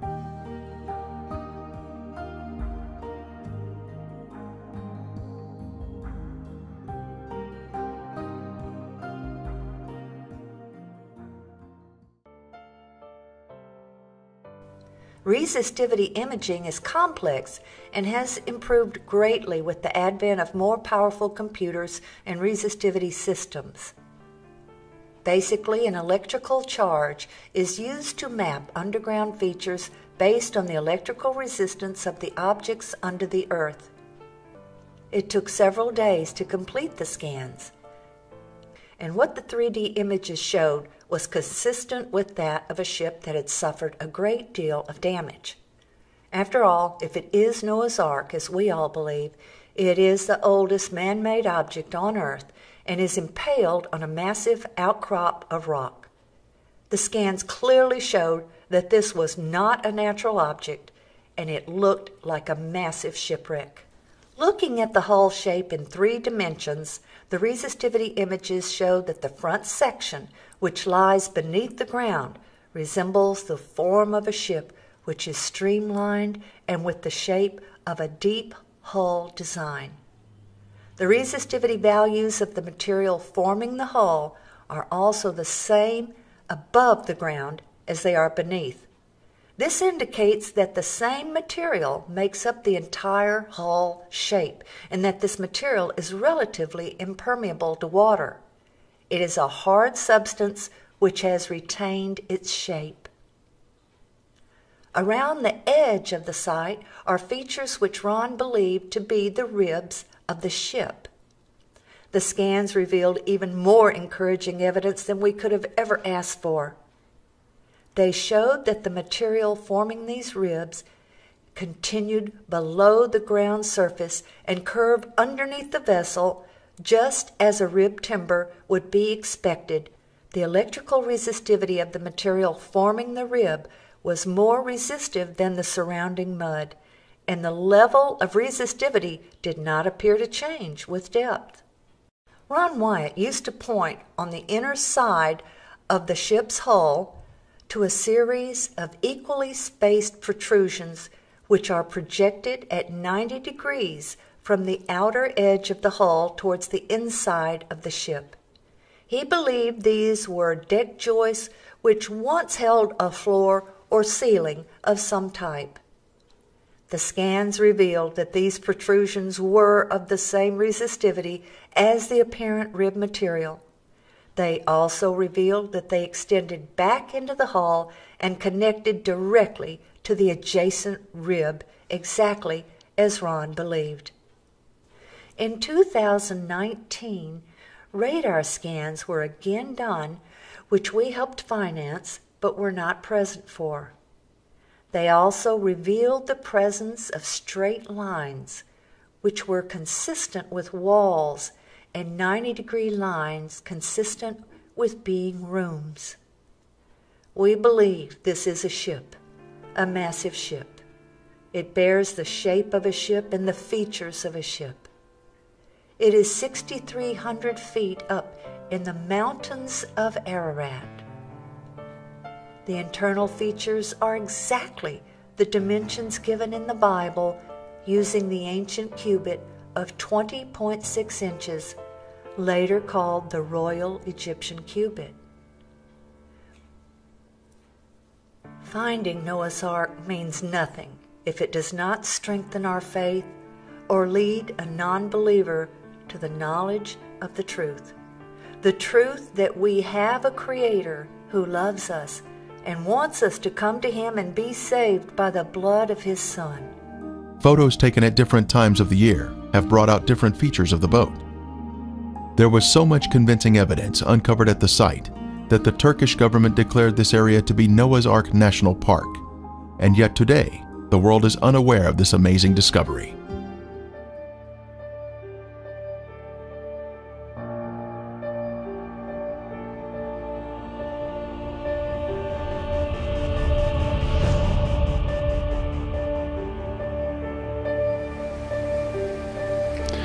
When I started praying that God would change me and do whatever was necessary in my life so that He could work in and through me to help others come to Him and be saved,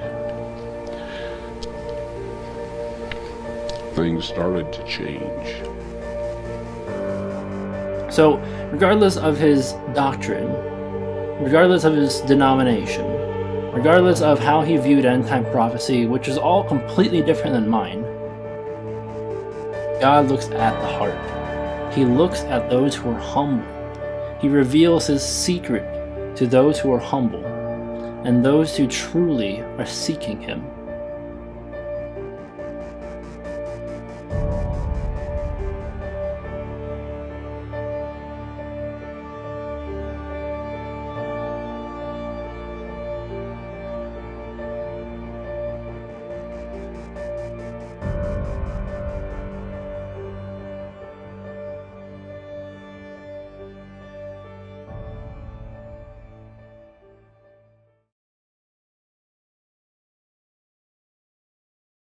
Ron Wyatt claimed to find the blood of Jesus Christ.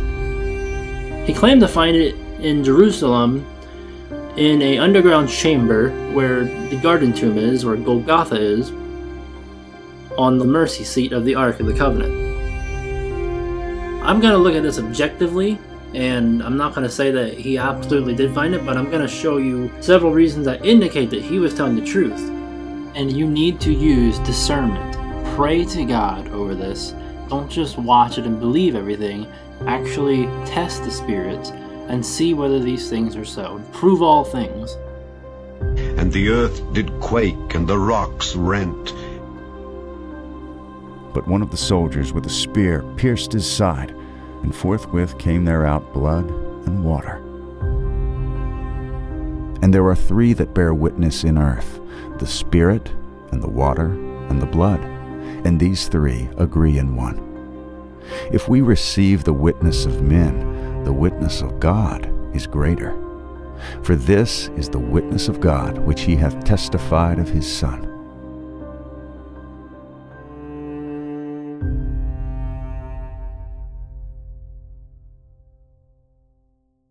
So anyway, I was walking along the cliff face behind this bus station back in this area. I was walking through there. My left hand went out without my brain doing it. And my mouth said, that's Jeremiah's grotto and the Ark of the Covenant's in there. Well, I was dumbfounded. This sort of thing doesn't happen to me. In fact, you know, I resist that sort of thing because people that I consider wackos say they have those kinds of experiences. And I still think that most of them that say they have these experiences are wackos. But sometimes, in other words, I don't feel comfortable with that kind of experience. But our tickets were due the next morning, so we flew home. I told the man, he said, that's wonderful. He says, we'll let you dig there. We'll give you all the help you need, a place to stay, provide you food, do your laundry. And this is Israeli. They don't do that. We went home, and I had no idea why the Ark of the Covenant had been there. I'd never even thought about it. You know, my cup was running over already with things that God has shown me. And so, you know, I was not looking for anything else. So I went home, prayed, and asked the Lord to help me understand why the Ark of the Covenant might possibly be in that place. I was impressed to read the history of the conquest of Jerusalem. And in this 2 Kings chapter 25, it says that Nebuchadnezzar built forts against the city round about. That in modern language is a siege wall. Now this meant that nobody could take anything out of the city or bring anything in the city. So the Ark of the Covenant had to be hidden in the city, under the city, or inside the siege wall. All right? Well, we don't know for sure where the Babylonian siege wall was located, but we know where Titus's siege wall was located. All right? Catapults had the same range back in Nebuchadnezzar's time as they did in Titus's time. And they always built these siege walls out of range of the catapults that were defending the city. So we know where it had to have been. And from that siege wall, people could not observe, you know, watchmen walking the wall, the siege wall, couldn't observe somebody bringing something out into that cliff over there. So I thought, okay, that makes it reasonable. We got ready, came back and started digging January 1979. In January 6, 1982, at 2 o'clock in the afternoon, I found the Ark of the Covenant. All right, you would not believe the amount of stone and dirt and everything we had moved. There was the little Arab guy that was letting us eat at his restaurant. He was a full-grown man, but he's about that tall and small, petite. So as we went through this cave system, he would crawl into the chambers, and I'd give him a light, and he'd shine it around, and I'd peek through to see if it looked like anything in there. So we did this over and over, and we came to this one hole. After we had, I mean, you wouldn't believe where all we had gone in that cave. And at this point in time, we had gone about 45 feet down and then back up. And here this hole was in the wall, about that big around, and there was a stalactite hanging right down the middle of it. It's the only stalactite I had seen in the cave that wasn't just little ones. This was a big one, and I have it in my collection of things. So I broke it off, made the hole big enough for him to get in, and he was crawling in there, and I started to hand him the light so he could do what we had been doing, you know, several days. He came tearing out of there. His eyes were big as human eyes can get. And he said, "What's in there? What's in there? I'm not going back in there." And I said, "Well, what did you see?" He said, "I didn't see anything." And I thought, well, okay. Now, he had been in tighter places than that and had not responded that way. So I got this little beam of light, you know, in a very dark place here. And I thought, that is divine terror. You know, that's supernatural terror. So I figured that is either where the Ark of the Covenant is or it's the way to get to it, one or the other. And God doesn't want this fella to know where it is. So anyway, he just said, I must get out of here. So off he went. So I made the hole big enough for me to get in. I got in there, and folks, it was full of rocks, bigger than these here, up to within 18 inches or so of the ceiling. If this young man hadn't been terrorized and come scooting out of there like he did, I would not have gone in that place. But he needs rocks. We've been moving thousands of them for 3 years. So anyway, I crawled in there with the flashlight, and I crawled around on top of the rocks, and I shined the light down between the cracks in the rock, and there a flat gold thing reflected back at me. So I moved over and shined down through another. There was 2 reflections, one here, one there, and one over here. So I knew it was a flat gold top. And I thought, the Ark of the Covenant. I forgot about the cherubims, you know, sitting on top. They'd have been poking up through if that was the top of the mercy seat. But anyway, I started moving these rocks, and I stuck them everywhere I could. By the time I got down to that gold surface, I had them behind my shoulders, leaning back against them, and it was the table of showbread. Well, hey, that's not a bad thing, huh? But anyway, I was looking for the Ark of the Covenant, and it was only then that I took time to carefully examine the rest of the chamber. See, I had just crawled in, took a quick look, and started checking down under the rocks. So as I moved the flashlight along the wall, I saw a stone box sitting against the wall about this low, this much space between it and the ceiling. The lid was broke, slid around, and right above it was a crack with dark brown-looking material at the bottom on the bottom of this crack. And I was able to see the top of the lid of the box. On both sides of the broken pieces was more of this brown stuff.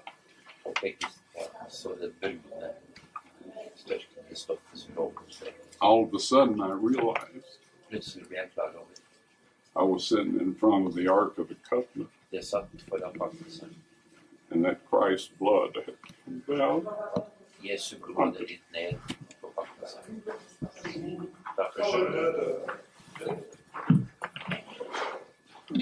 I had never heard anybody preach anything about that sort of possibility. Never. And it was too much for me. When I regained consciousness and looked at my watch, again, 45 minutes had passed from the time I crawled in the chamber, because I figured I'd find the Ark of the Covenant in there. I wanted to know what time it was. So anyway, it was 2 o'clock when I entered the chamber. And after I regained consciousness, it was 2:45. I couldn't see down in there, but I knew what it was. Now, I'm not a body language expert, but this guy seems to be telling the truth. He seems to be recollecting real events by his hand movements and just by the way that he explains things. And I cut a lot of this out as well just to condense it for this video, but again, I'm going to be objective about this. My main point here is that he really does seem to be recalling events as he experienced them.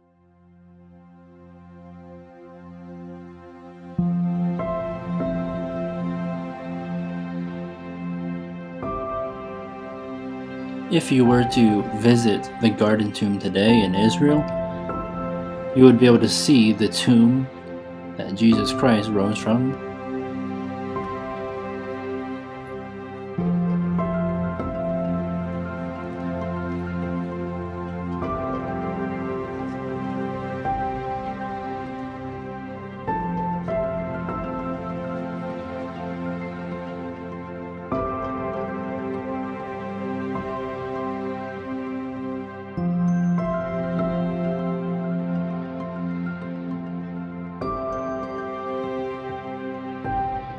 You can see the skull, where the Bible describes it as Skull Hill, Golgotha.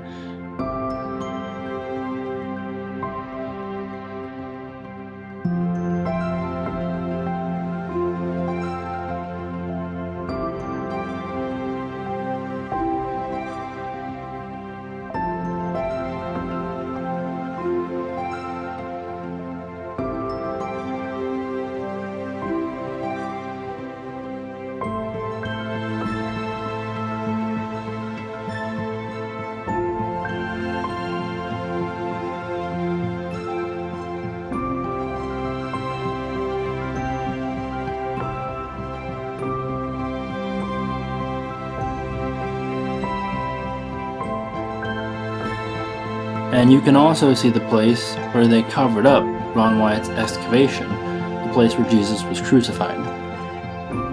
And it's pretty hidden, so you have to know where it is. This family here who is visiting the Garden Tomb, fortunately for them, the gardener, he knew where Ron Wyatt's excavation was.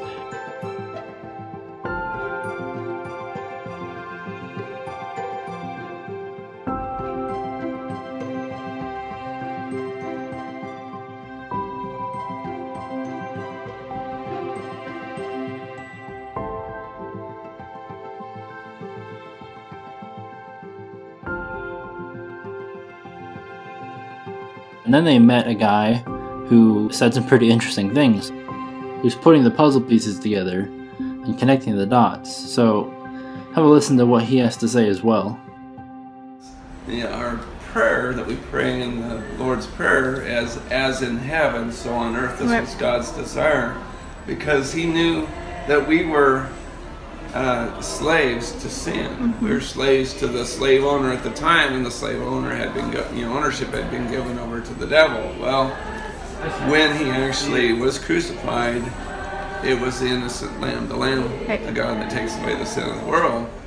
Well, it says that he took his blood into the heavenly holy of holies, but also as in earth, because it says there's three witnesses in the earth. The blood, the water, and the Spirit. So the blood and the water came out of the side of Jesus. At the time of the crucifixion, there was a great earthquake, and the rocks were rent. And of course, you can see, if you go back there, you can see where they filled it in. But I can't, I saw it before it got filled in. And they literally filled in the cracks that came down through here. So you yourself saw? I saw it before they filled it in. And you can see it on the other side where they did fill it in, but the crack comes down here, and the crack came down, and it was right at the base of the cross.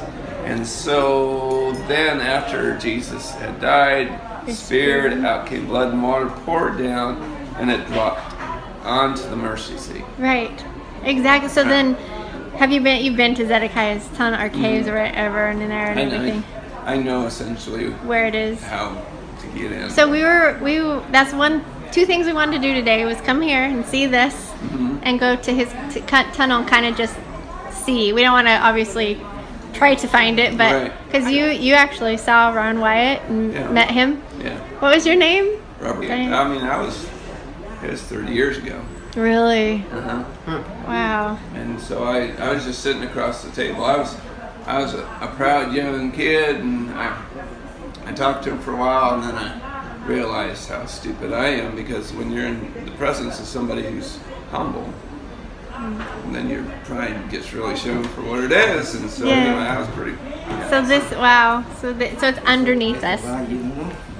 This is the Ark of the Covenant, and why people don't understand that. They don't. I guess they don't understand the covenant. They don't understand the blood. They don't understand what God was doing. Right.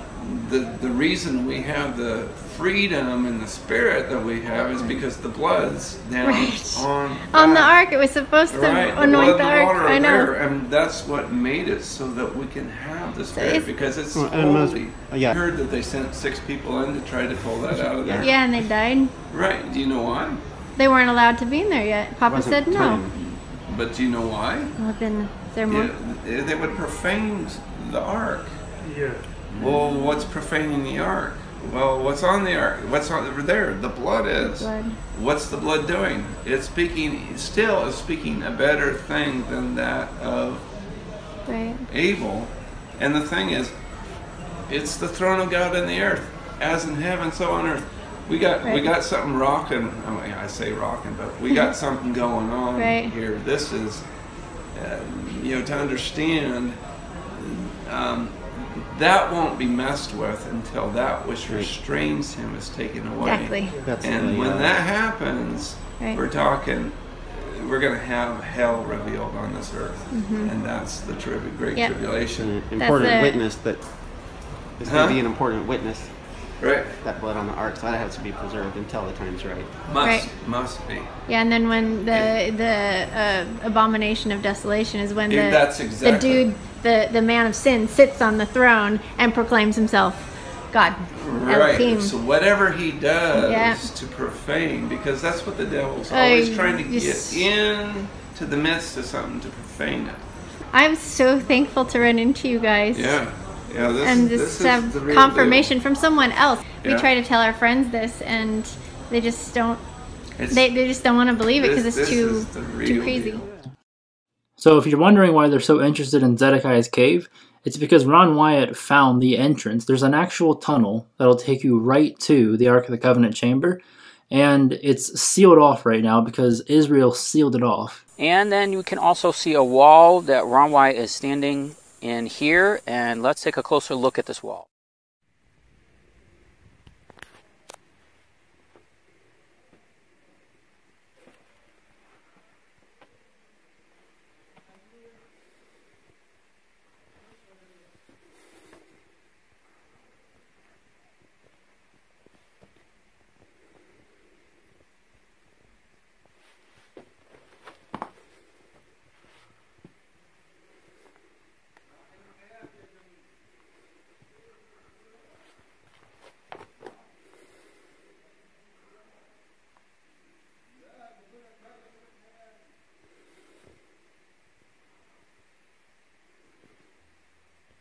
So I'm going to read from a book that was recently published with all of Ron Wyatt's discoveries, and apparently on this gold detector test that they did at the Garden Tomb. In 2016, 36 tests were done using a directional metal detector in order to confirm the Ark of the Covenant. Prior to conducting these tests, the detector was tested to see if it could detect a gold coin about 15 feet away, and next to try and detect an 8-inch 18-karat gold chain about 10 feet away. In both cases, the detector pointed to these objects without failure. Over the course of several days, the detector was used in front of the cutouts in the rock of the crucifixion site of Christ that we had mentioned earlier. Below this area should be the Ark of the Covenant. But could a detector pick up a reading for gold and the Ark at a depth of 50 feet? Tests were done in front of the rock escarpment about 20 feet away, then at 45-degree angles, then over to each side. In every test result, the detector pointed to the correct location of the Ark. After receiving these readings, the detector was positioned over the spot that should be the center of where the detector had been pointing. When placed over this spot, the detector began to spin, meaning the gold is directly below. This was still another confirmation. When moved away from this spot several feet, it would point back to where the Ark should be. It repeated this time after time without failure. The idea then came that the detector should get a real workout. How about trying it from 65 and 100 feet, respectively, from 3 different directions? Could the detector still find the Ark? First, it was positioned at the overlook for Skull Hill, that is a raised platform at about 100 feet from where the Ark should be. Amazingly, it once again pointed to the Ark. Next, it was positioned 65 feet directly out from the rock face, and once again it pointed to the ark. Finally, it was positioned 100 feet toward the entrance to the garden tomb grounds, and once again it pointed to the ark. In order to get these long-distance test results, there would have to be a large amount of gold in that location. All in all, there were 36 test results. Every test that was done with the detector confirmed there was gold in the direction of the ark as reported by the late Ron Wyatt. There were no tests that contradicted this site. End quote. So you can see it's starting to spin because the guy is going over that spot again. And whenever this guy goes over that spot, it spins. And whenever he's not at that spot, it points back to that spot. Now I have to admit, this was one of the most difficult things to research out of all the stuff that I've looked into when it comes to Ron Wyatt, because these metal detectors, or as they're more properly known as frequency detectors, have a lot of fake scam versions floating around on the internet. And it was very difficult to determine if this is actually something that could possibly be real at all. And once I asked my wife, she looked into it, she actually found out that these things can be real. It's just really rare because people are not looking for giant amounts of gold like this thing would find. If you're gonna find a random piece of gold underground, you're not gonna, like, where are you gonna look? This thing is not gonna work very well for finding a little piece of gold that's buried into the ground like most people are gonna randomly find, if they find anything at all. I mean, the device itself, these devices cost a lot of money, the real ones, and if you spend that much money and you actually end up finding something as well, like, those two things might be kind of hard to put together because of just the statistical likelihood of you just walking around and finding a gold watch buried into the ground or something is just so rare that the reports of success are just nowhere to be found. So anyways, that's how the market kind of works for this item, but there are real ones, as you can see in this video. This is the video that my wife found from a channel where the guy can actually build the thing himself, it seems. He demonstrates how the detector will always point back to the gold coins, and then it'll start spinning once it's above it, just like in the Ark of the Covenant video.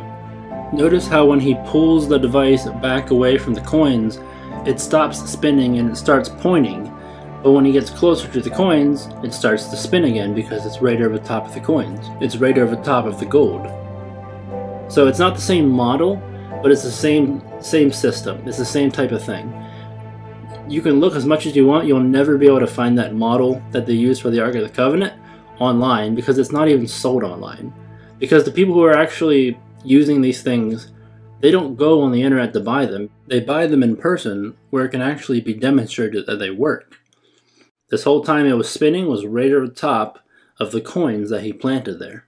This shows that this type of device is real and it does work. And I do believe this is a very strong confirmation that there is a massive amount of gold below the site where Ron Wyatt claimed the Ark of the Covenant to be. Now, there's more.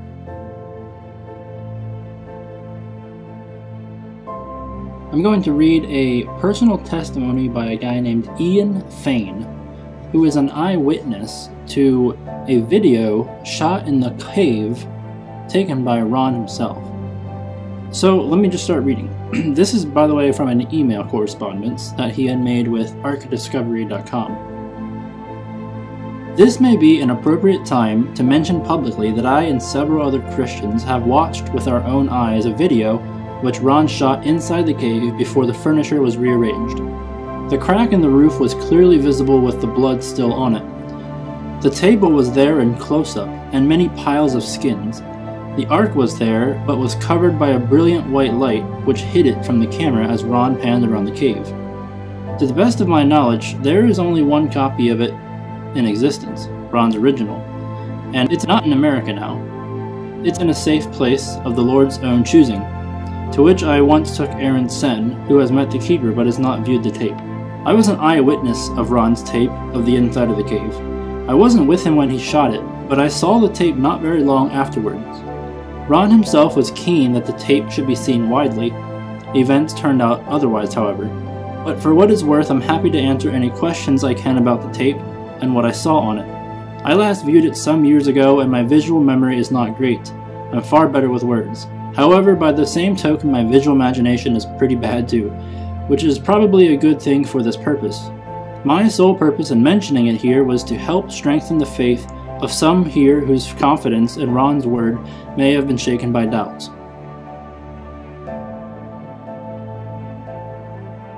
How long is the videotape? The section shot inside the cave was part of a longer tape, most of which contained other less dramatic stuff. I'd say there were several minutes of material shot inside the cave. What quality is it? Shaky, steady, on a tripod, in color? Steady and in color. From what I can recall, I'd say it was almost certainly shot using a tripod and a single camera light, which Ron moved about in between shots from one part of the cave to another so as to get pictures of the contents from different angles. What type of lighting used? Good quality or poor? Grainy footage or clear? Single light fixed to the camera. As Ron panned around the cave, the light moved with the camera. Off-center, the edges of the frame were quite dark.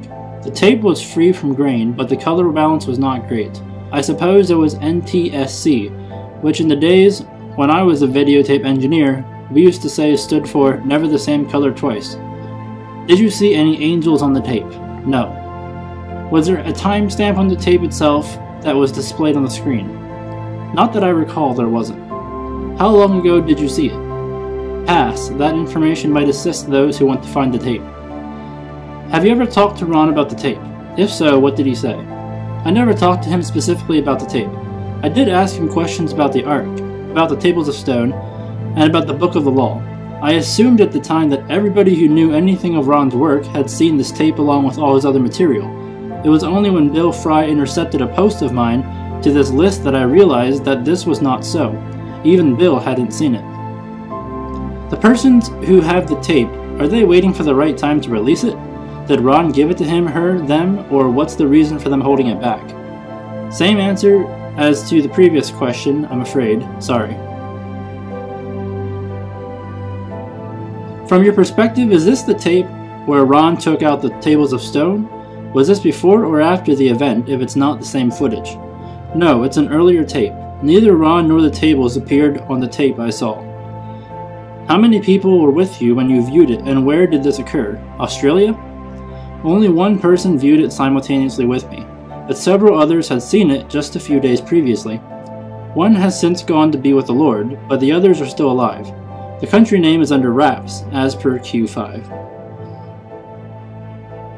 Does Ron say anything on the tape? If so, what does he say? No, Ron was the cameraman, but he didn't appear in front of the camera, and I don't recall his giving any verbal commentary on the sequence inside the cave. What does the table of showbread look like? To be honest, it looked dark bronze, but I suppose that was the effect of the camera light, which probably had a predominantly blue spectrum. The table was rectangular and had a raised decorative border a few inches high running all around the top, which what I took to be cast pomegranates at regular intervals. The cave sequence opened with a close-up shot of one corner of the table, showing some fine workmanship in its making.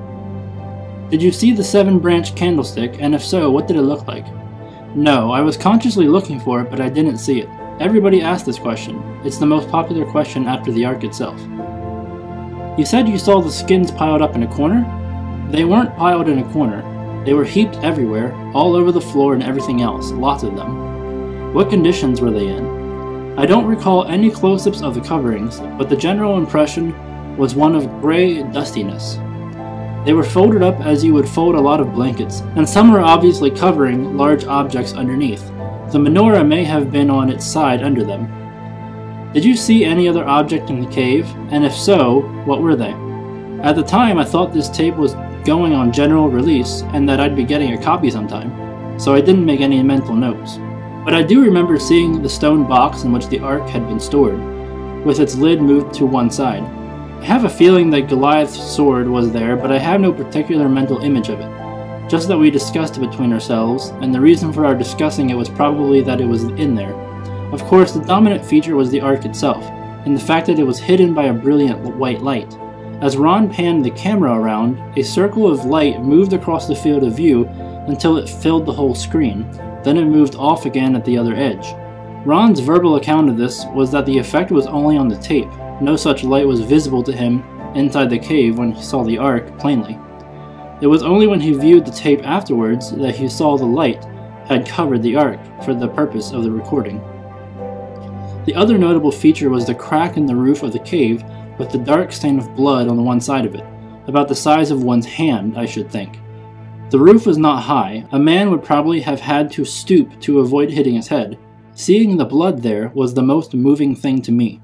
I think if the Lord had wanted somebody to give a detailed account of the tape, he would have chosen somebody other than me to see it. My powers of visual observation and retention are famously bad. My principal contribution to this debate is simply that I can testify to having seen that tape, that it showed exactly what Ron said it did, and that I was awed at what I saw. I think we all were.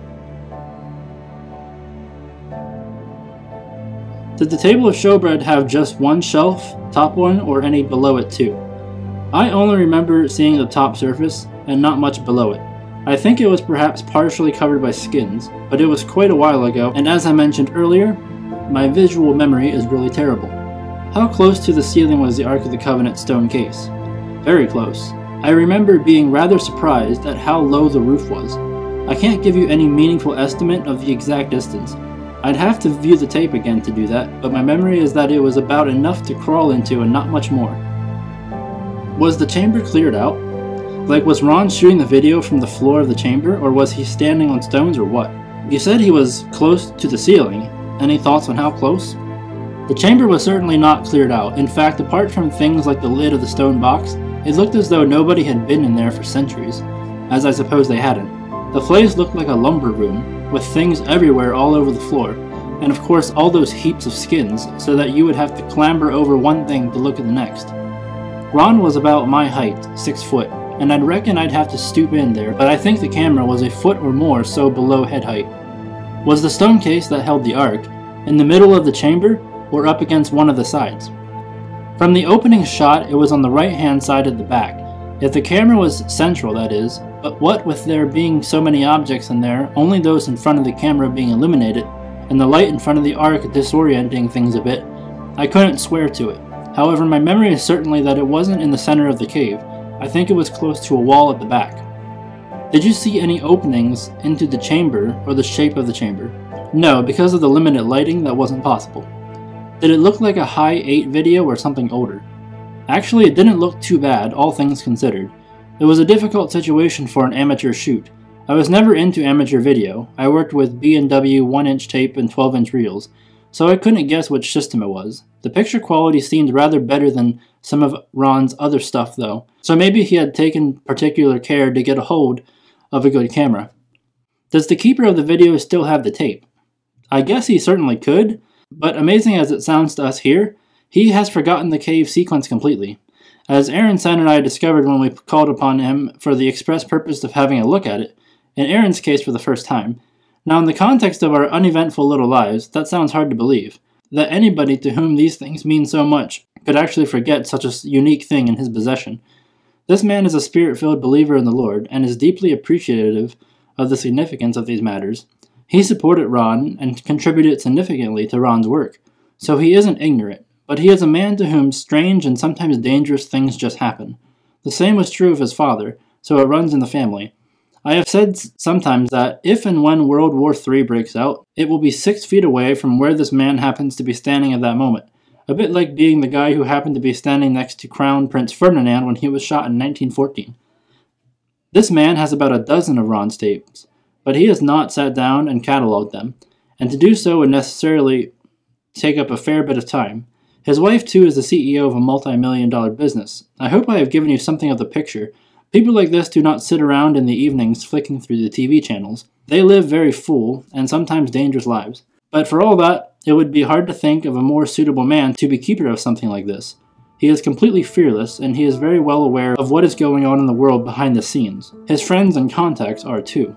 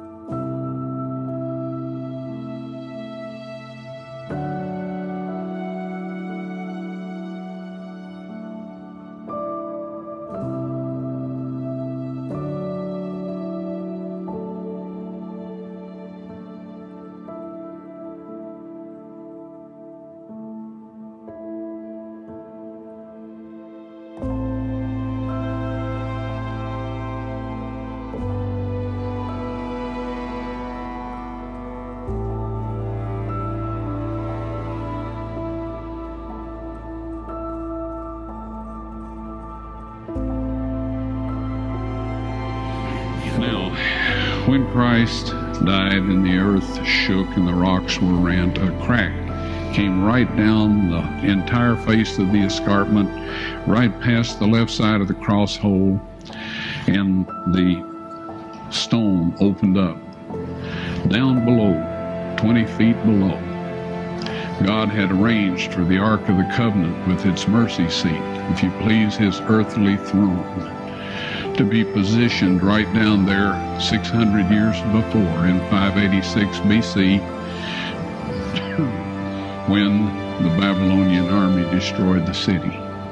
When the centurion stuck his spear in Christ's spleen and probably left ventricle to make sure he was dead before he gave the body to Joseph of Arimathea, when he pulled that spear out, the separated platelets and serum of the blood of the Son of God gushed out, went down through that crack onto the mercy seat. And that ratified the Old Covenant and the New Covenant. The fourth trip I made into this chamber, it was spotless. The furnishings were set in perfect order. The Ark of the Covenant, however, had been placed against the wall, the end of the cave. The end of the cave was a beautiful crystal radiating the colors of the rainbow. Now, I know New Age and all that goes in for rainbows, so do homosexuals and all of that. But God used it first, all right? It's around his throne. And it's around his earthly throne. Now, there's no veil in this setup. So it is the earthly, it's God's temple on earth, or his residence where he once dwelt. And anyway, when I found it like this, there were 4 young men standing in there. And I started to say, you know, what are you doing here? And I froze. I couldn't move, couldn't breathe, couldn't do anything. One of the people said, we are the 4 angels that have been taking care of the ark since Moses put the tables of stone in it, right? And they instructed me to set up my video camera with the tripod, aim it at the Ark of the Covenant, and they went over, lifted the mercy seat up. I don't know how heavy it is. I've never tried to lift it, but it's solid gold. And the angel said, take the tables of stone out of there. God wants everyone to see those. I took them out, all right?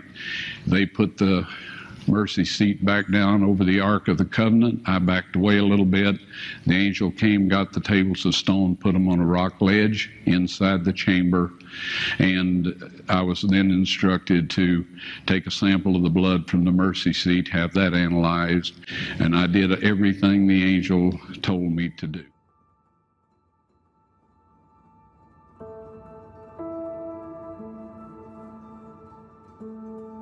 My question is that you said that you had the blood of our Lord examined by the Israelis. That's correct. What was their determination of that? Okay. Real quickly, okay. Dried blood is dead blood. Everybody knows that, all right? They can test the blood of the pharaohs, the mummies of the pharaohs, all right? There's certain things they can do. They cannot get a chromosome count by any method I'm familiar with, all right? Things keep changing. I don't profess to know everything. However, there's no way I know that you can get a chromosome count out of dead blood. You can get a DNA and some other things, but not a chromosome count, all right? That's done by living white blood cells.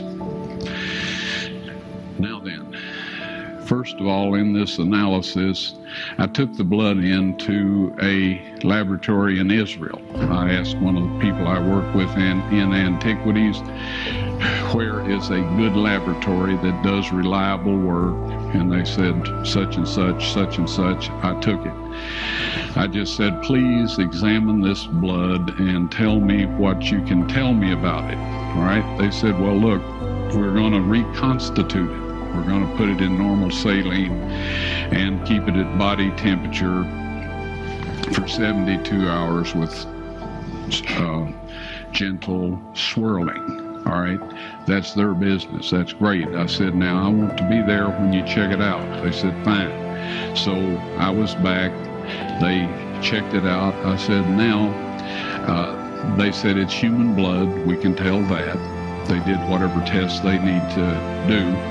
And then I said, take some of the white blood cells and put them in a growth medium and keep them at body temperature for 48 hours. And they said, well, that'll do no good because it's dead blood. I said, would you please do that for me? And they said, okay, we'll do it. So anyway, I said, I want to be there when you take it out and examine it. So I was back there. They took it out, examined it under a microscope, and the one technician called the other one over there, and then they called the boss over there, and they were talking Hebrew a mile a minute there for a little bit, and they looked at me and they said, Mr. Wyatt, this human blood only has 24 chromosomes in it. Everybody else has 46. You see, 23 from your mother, 23 from your father, 22 autosomes from your mother, 22 autosomes from your father. You get an X from your mother, you may get an X or a Y from your father, all right? This blood had 23 chromosomes from the mother's side, one Y chromosome only. You see, the child could not have developed if they hadn't had the autosomes from the mother. So all of his physical characteristics were determined by his mother's side of the family, her autosomes. His maleness was determined by this one Y that came from a source, not a human male. Then they said, this blood is alive. And then they said, whose blood is this?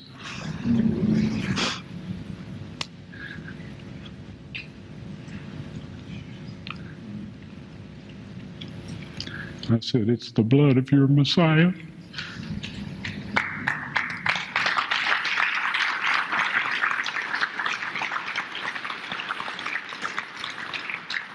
And I assure you, those men's lives have changed.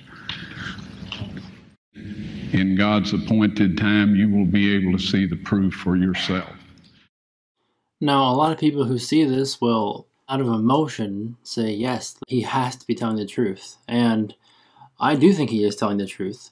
But to be objective about this, something that's really interesting is that he was bold enough to say this in front of a geneticist, someone who actually knows how this stuff works. This is Dr. Eugene Dunkley, a geneticist from England, and this is in 1999, that he says, I do remember that Ron was reluctant to say anything about the finding, but he felt moved during his talk at our church, having met with me earlier, to say what he had found. He knew that I would have some knowledge of the field, and if in fact he thought it was dodgy, he would not have said anything because he knew that I would be one of the few people able to pick it apart. He said in his sermon, knowing that I would understand it, and I feel to this day that God moved on him to do so, that the finding would be spoken of and would stand the test. This convinces me that Ron is right. This geneticist, after hearing Ron go through those details, and those details, that process of gentle swirling and reconstituting the blood or whatever he said, who's going to make that up and fool a geneticist? Now, what's also interesting, and then this is pretty much one of the last things I'm going to talk about in regards to Ron Wyatt, and then we're going to get back into the Bible. Two people who knew Ron Wyatt, they figured out the lab where he got this tested at. And they went to that lab with a letter from that geneticist asking to see these tests. Let me read this to you. My understanding hopefully will not add to the confusion, as Bill Fry and I did follow up at what we believed was the testing facility in Jerusalem around 2003. There was a particular gentleman in Jerusalem that we knew worked with Wyatt. We would not divulge his name as we do not want 10K people calling on him, that provided him with information regarding a testing facility. We had come to Jerusalem with a letter from a Dr. Eugene Dunkley, who was as well interested in reviewing the test results. At the facility, which shall also remain anonymous for the same reasons, we were confronted with an eerie silence. Bill and I both noticed, from the nonverbal communication, that no one dared to speak to us concerning the supposed testing. You know how when you confront your kids about something they've done, and they give you that look, guilty as charged, with not a word spoken? We knew, someone there knew something, but nobody dared say a word. These two people who worked with Ron Wyatt closely, with a letter from the geneticist, went to this lab in Israel asking about this blood test, and they got awkward silence. Like, these people knew what they were talking about, but they weren't allowed to say anything. There's just a whole bunch of things that kind of add to the conclusion that he was probably telling the truth. I believe he was telling the truth for the most part. There's one thing that Ron Wyatt said inconsistently, and this is the one part of him where I do not believe he was being honest 100%. Because if you go through his speeches and where he went to different churches and gave his talks, his story was always consistent. And that's one thing about liars. You can figure out if they're lying because their story always changes. Well, his story always stayed the same, except one particular detail. And that was, he claimed that the angels, one of the angels, when they were talking to him in the fourth visit when he went, said that all of this would be revealed when the mark of the beast laws are enforced. Well, that's what he would say if you were not a Seventh-day Adventist church. If you were a Seventh-day Adventist church, he would say when the Sunday laws are enforced. Now, I had to really dig into this and find out what the angel actually said, or what he claimed the angel actually said. And on his deathbed, he was talking to a Seventh-day Adventist, and he said on his deathbed, the angel specifically said the Sunday law. Now, this is one part of Ron's testimony that I believe he was being dishonest about, because his story kept changing.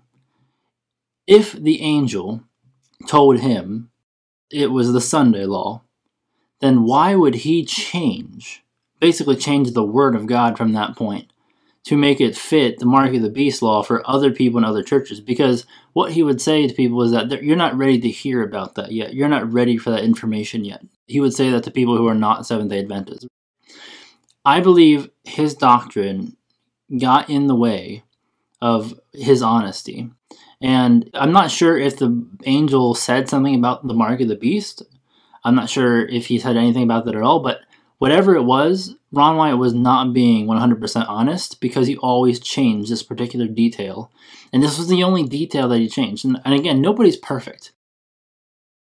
Even what I'm telling you right now, like, I could be wrong myself. But I know for a fact that Ron Wyatt would always change this particular detail, and I hold that against him, because if the angel told you something specific, and you tell people one thing based on what they want to hear, and then somebody else based on what they want to hear, pandering like a politician, because it's your denomination, you can say it now. That's just not how it works. If God tells you something, you need to say exactly how it is. And he did not do that with this particular detail. Now, everything else in his stories always matched. And I don't doubt that these things will be revealed when the mark of the beast is enforced. And that's going to be backed up by Bible, not by what Ron Wyatt says. But as far as him finding the Ark of the Covenant, I believe it. And I could be wrong, but I believe it. As far as him finding the blood of Jesus Christ and having it tested, having 24 chromosomes, I believe that too. I believe he's telling the truth.